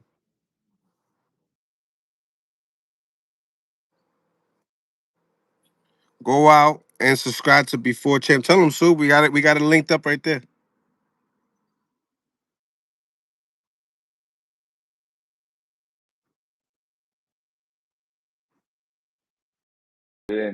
We getting in over there. No holds barred. No holds barred. You're missing out on some good shit, man. I ain't gonna lie to y'all. You're missing out. Sign up. Let's go. Gone.